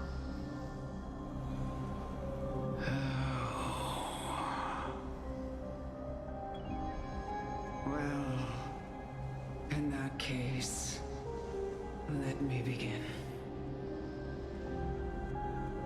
Styxia, the pearl of the ocean, plagued by unwarranted calamity and ravaged by death in the fairy tale. It was the first city-state to shift their faith towards death, even before Idonia did. From where you stand now, I suppose that's a bit hard to believe. Right? Indeed. I cannot imagine that those from the era Chrysia, blessed with eternal life, could ever yearn for death. I have pondered the same question, child. But I am afraid there is no clear answer to it. Journeys and epics are only glorious and magnificent because all things eventually fade to dust. That's how someone once explained to me why death is necessary to the world. But I still can't take that as the final answer. Would a world without journeys and epics be worse off?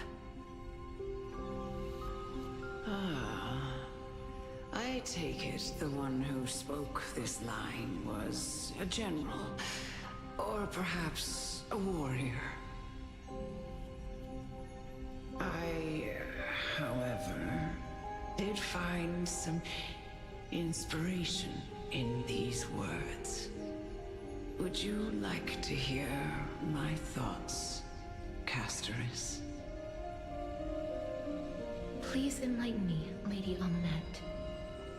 Though I have already made up my mind on how to handle the authority and core flame of death. Your words might truly guide me toward the path forward. You and I are neither warriors nor generals. Therefore, journeys and epics cannot truly resonate with us. But what if I reframe it like this? What if love is not a trait bestowed upon mortals by Nestia, but a blessing from death? Love. No one ever invented the word cherish in the era when life was eternal. For all the good things in the world could be revisited endlessly, and every bond formed carried no risk of being severed. The so-called Era Chrysia was an age devoid of both virtue and sin. People did not truly live. They simply existed, going through the motions without passion or purpose, then waiting for something to happen. Perhaps the people of Styxia chose to embrace death not out of fascination with its cruel and fearsome side, but instead became fixated and obsessed with the impulses and desires tied to a finite existence. Therefore, death is not a thing of fear and desperation, but... That's right, Castoris.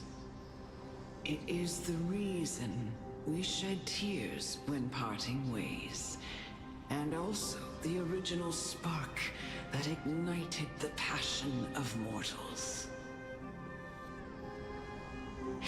If you truly intend to deprive the world of death, then be prepared to witness it return to a state of stagnation. I understand, Lady Amunet. Our limited lifespan shapes all that we know and love. Not even the Death Titan has the right to take that away from humankind again.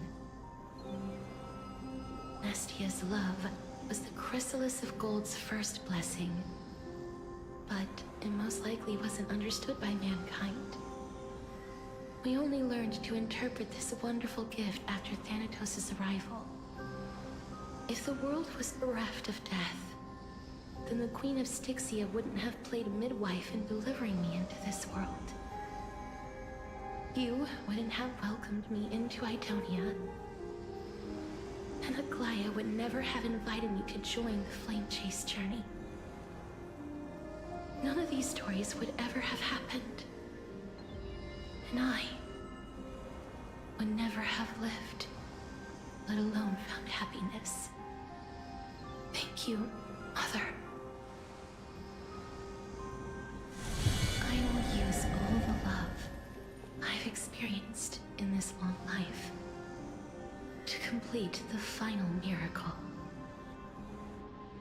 My teacher, Anaxagoras, grant me the wisdom of all things. I call upon thee, the stripped dead dragon's corpse.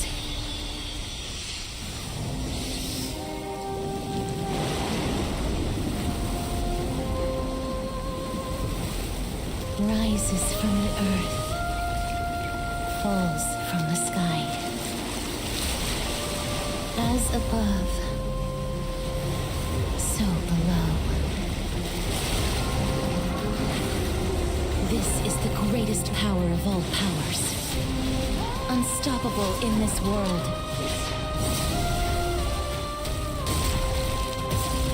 The great work that commands all death. I shall grant you embrace.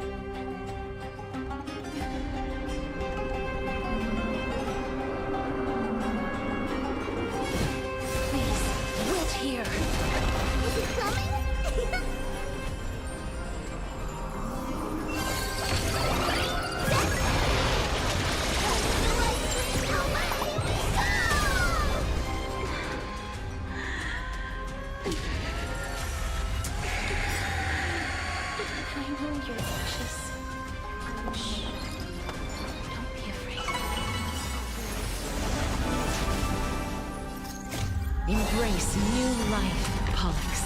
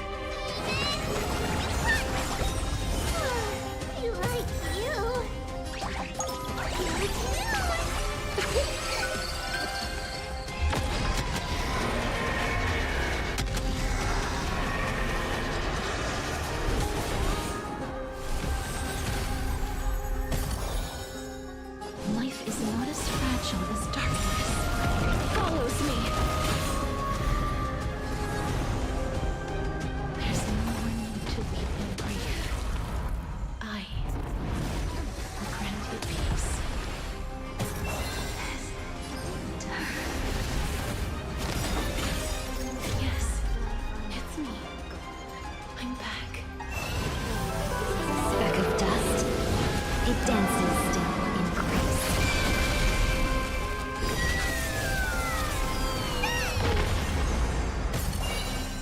I'm gonna hold everyone back again. We like you.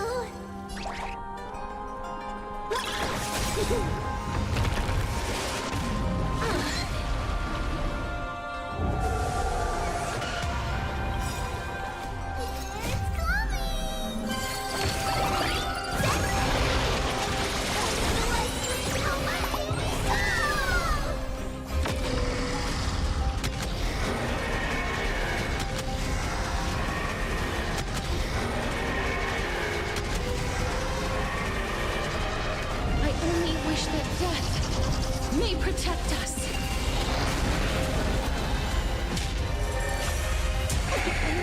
Be careful. They may be moving by instinct, but there is fury within them. Please, wait here. Embrace new life, Pollux.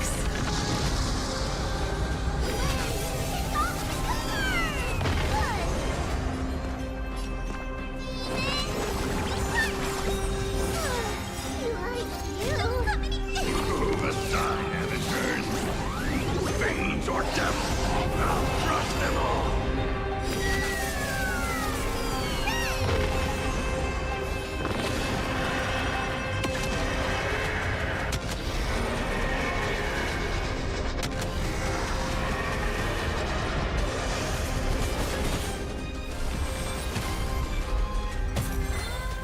Underestimating us will cost you.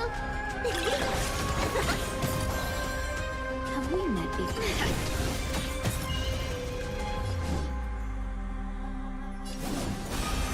Dead souls, return to dust. Please, don't turn back to Netherrealm.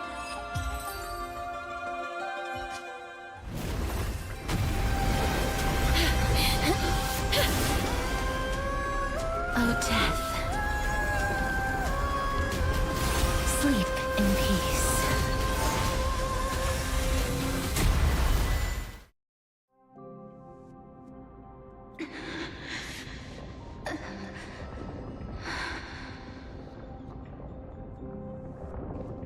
I'm sorry I have to wake you up from ancient death. And I know you're anxious. Shh. Don't be afraid.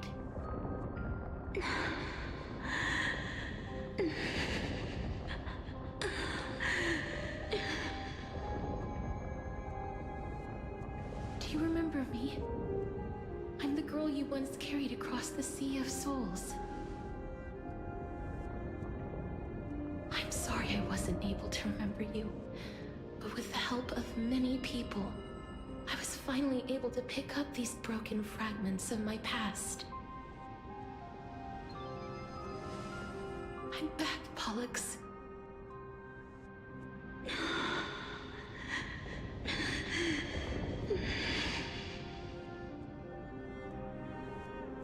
I know this might not be what you wanted.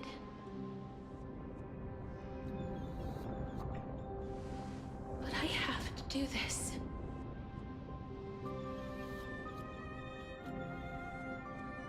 So please, carry me across the Sea of Souls again and return me to the Netherrealm, just like you did in the past. Please take me to where the core flame of death rests.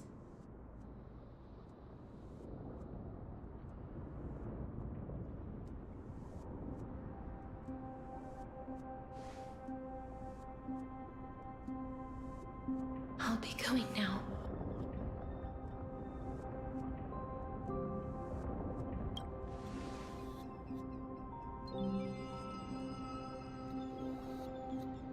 They may look scary, but as long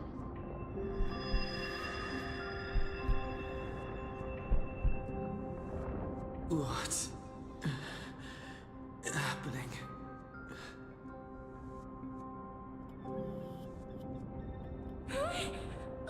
What's wrong?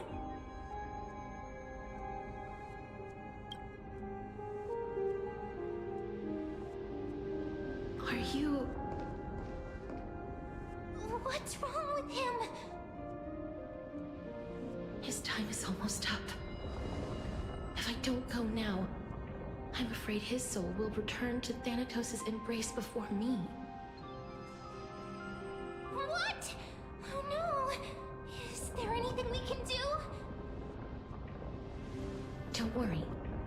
I promised I would ask Thanatos for the Trailblazers' right to roam the Earth again. Mem, stay here and keep a close watch until I return, alright?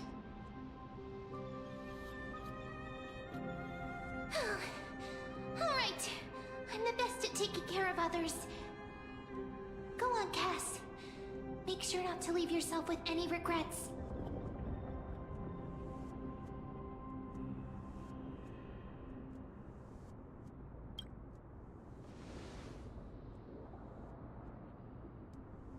It's a deal then.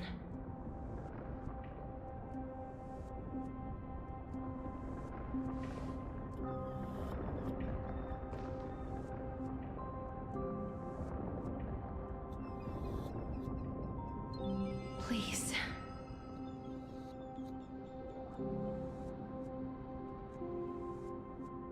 Wait for me.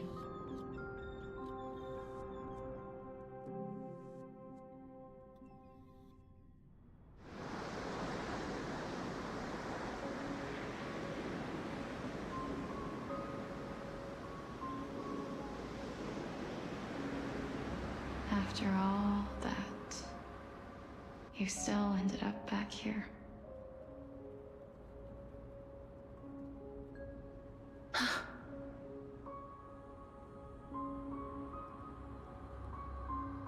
So the legends were true. The Netherrealm really is a sea of flowers. Yes. Just like the flower fields we tended to back then. Is that you, Polixia? Do you remember me? I don't have the memories from that time, but I've seen you before during an experiment. I see. Call me Thanatos, then. It'll be easier. However, since you recognize the name, you must already know everything about Thanatos, right? Yes. I'm here to reforge the order of life and death in Amphorius.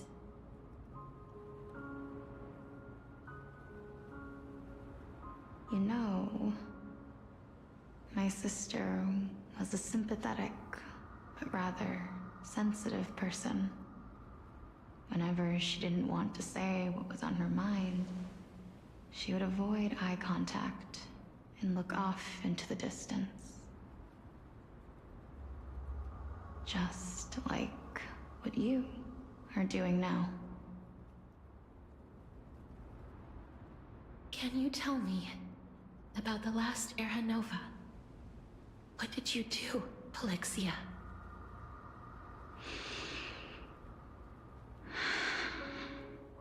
Where should I begin? I suppose we can start from the beginning. A long, long time ago, there were a pair of like-minded twins. As foretold in the prophecy, they were chosen to be successors to the god of death. But fate was cruel. The price of attaining divinity was to take the life of our closest kin with our own hands. That trial, was indeed recorded in that memory. Then you should already know that my sister voluntarily gave up her own life, so that I could ascend as the demigod of death. But I couldn't accept that. Why did we have to kill each other for a future she'd never see herself? That's not fair. So, while weaving the laws of the new world, I shattered the forbidden bottom line for life and death. I reshaped my sister's soul and took the form of the great dragon Pollux to carry her up the River of Souls and back into the mortal realm. But our fates were already decided and manifested in unexpected ways in response to my futile actions. Aging is an unbreakable law of nature laid upon humankind, created at the same time as death. When the living die, their souls will meet Thanatos, who would determine where every soul goes. If the Reaper raises their left hand, the soul is granted death and allowed to enter the Netherrealm to await reincarnation. If they raise their right hand, the soul is rejected by the Netherrealm and returned to the mortal realm to continue walking the earth. That's why the Hand of Shadow can only lay down judgment and not embrace another being. Yes. Death was originally a pair of hands, but they were split in twain when we reached the mortal realm, never to touch each other ever again. The half of Thanatos that represents life, the undying human who grants death, that was the curse I forced upon you. Then, what about you?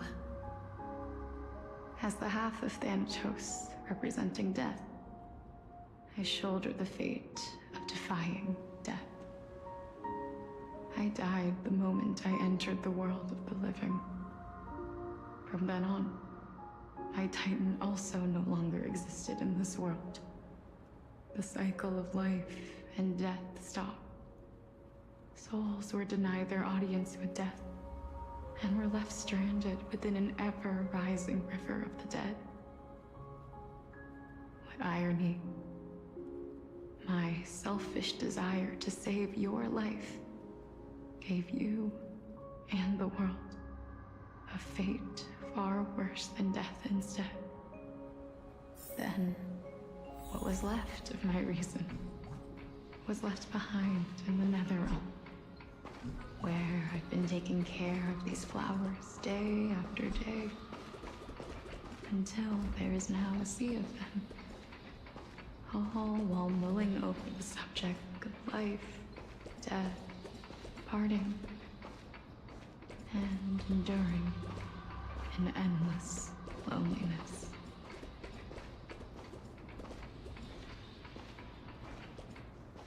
Fate is absurd indeed. Our lives were a mirrored image of one another, like a pair of hands. Even so, we arrived at the same destination. We walked different paths, yet experienced the same pain. I had hoped that maybe you would at least have a good life in this cycle. I'm sorry. I lived my life well. It didn't go to waste. As far as I'm concerned, you did nothing wrong.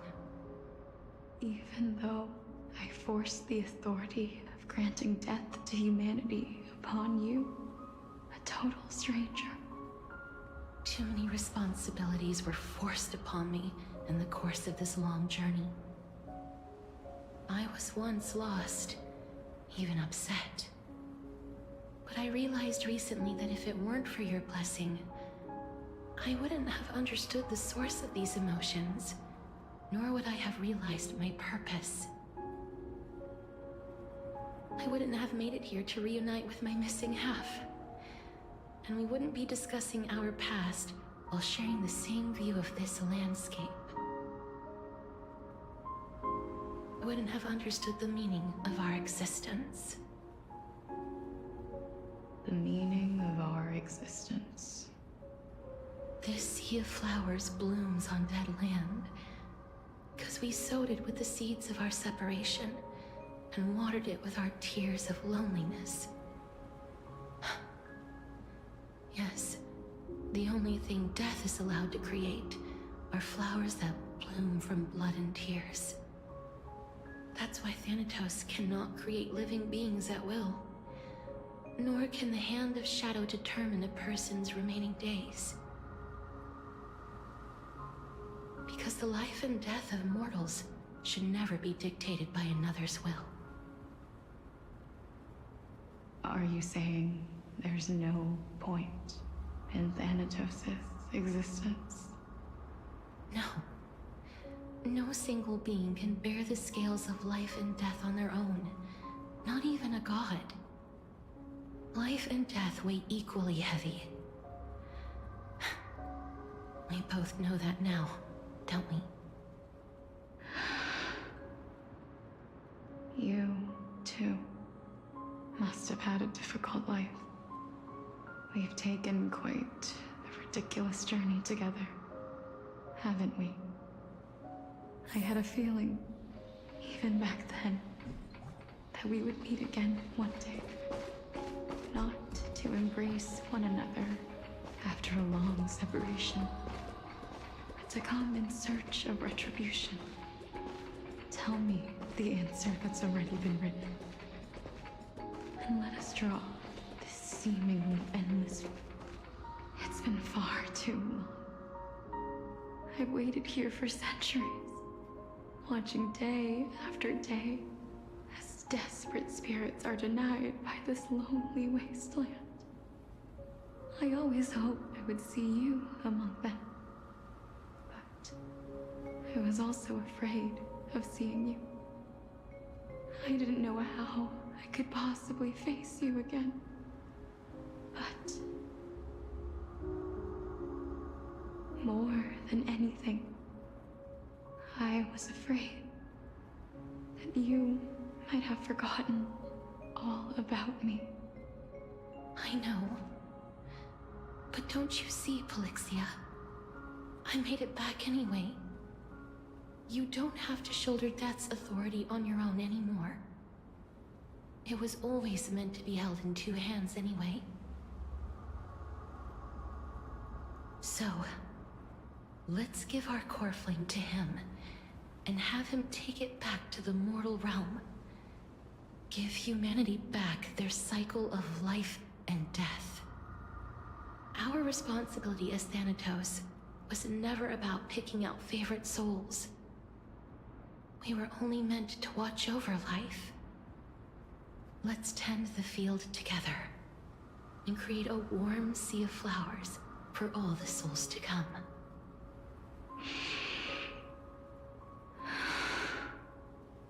What do you think, Polixia? Yes, just one last step. You shall wither, and through that, the dead will sprout again from the remains, and be reborn with the dead flame. As foretold by the prophecy, Thanatos' authority is only destined for only one person to wield. As the Chrysos heir of death, as their demigod, as a titan, our fated moment has arrived once again. Just like before. Yes, just like before. But unlike that time, the ones undergoing the trial this time are prepared. You've made up your mind? Yes, as dictated by fate. But I won't be afraid. As long as you're here with me. Complete your trial in this life. Grant me the embrace of death, and light the spark of life ablaze. You've been tempered by life and death. I know you'll be able to give this wasteland its first breath of life. Like a raven butterfly, flying swiftly into the Netherrealm, perching on the twig of death.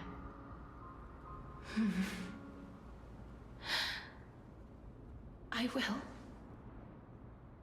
After this, I will remain permanently in the Netherrealm.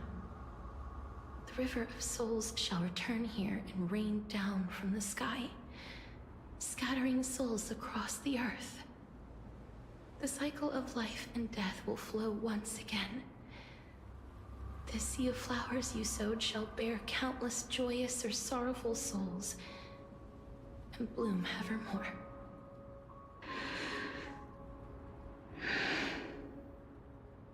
Thank you. Just one last thing. Can you grant me one wish? Of course. What is it? Please, don't forget me. I promise you, when we meet in the next world, even if I have endured another reincarnation, even if we do not know each other's names, I will still hold you tightly in my arms. Just like what I did when we were born. Casterus. Casterus. You're as beautiful as a fleeting butterfly.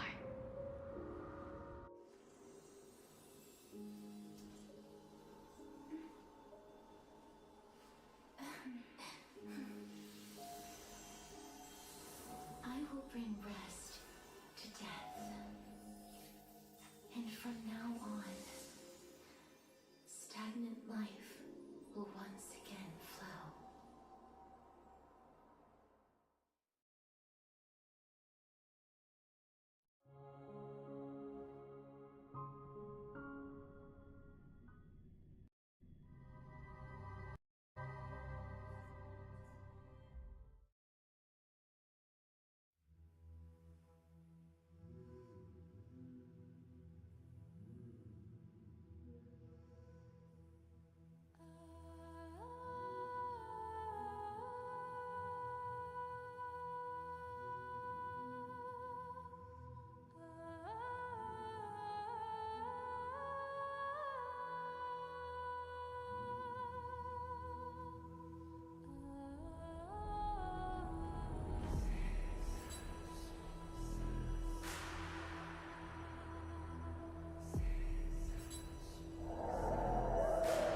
Time flies.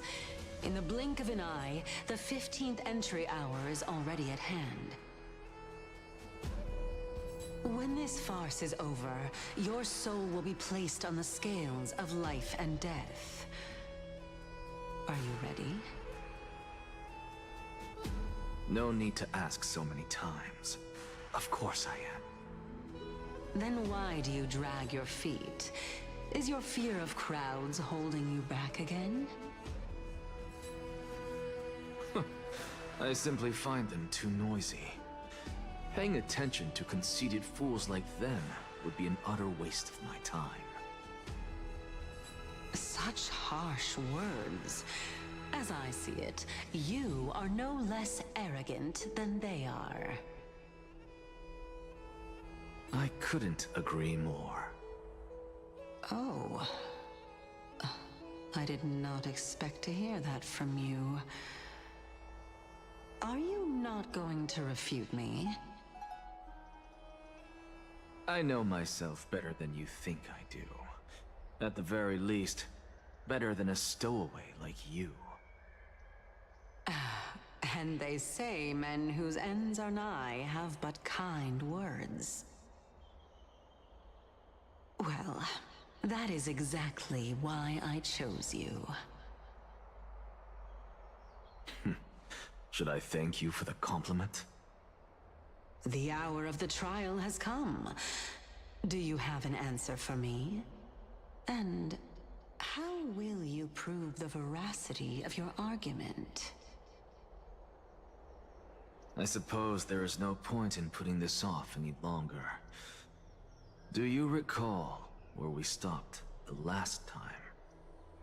You were saying that Amphorius's history is cyclical.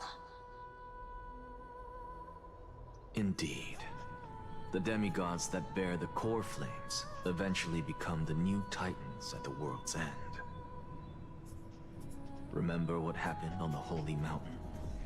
Calypso, Naias. As their destined ends approached, one by one they left this world, leaving only the twins, who are fated to succeed death. Unfortunately, while their journey is consistent with ours, you and Calypso, as well as Nikador and Naias, act as supporting evidence. I can only come up with a rough sketch for my theory of a cyclical history. For all the pains I took to reach this point, I had already lost hope of ever obtaining definitive proof. After all, the past is in the past. Proving that we are the legacies of heroes of the past is a hopeless endeavor. That is, until I met a girl named Polixia and her sister. If Castorus was truly sent from the past to the present for the Titan's self-serving reasons, then having lived through 2 cycles, and with Styxia as the pivot, she will no doubt be the link to connect all of this together. If the Twins of Death can bridge 2 cycles to reunite at the shores of the Sea of Souls, then my hypothesis will no longer be just a hypothesis. And you too will get the answer to your question. Well, that is all well and good, but how can you be so sure?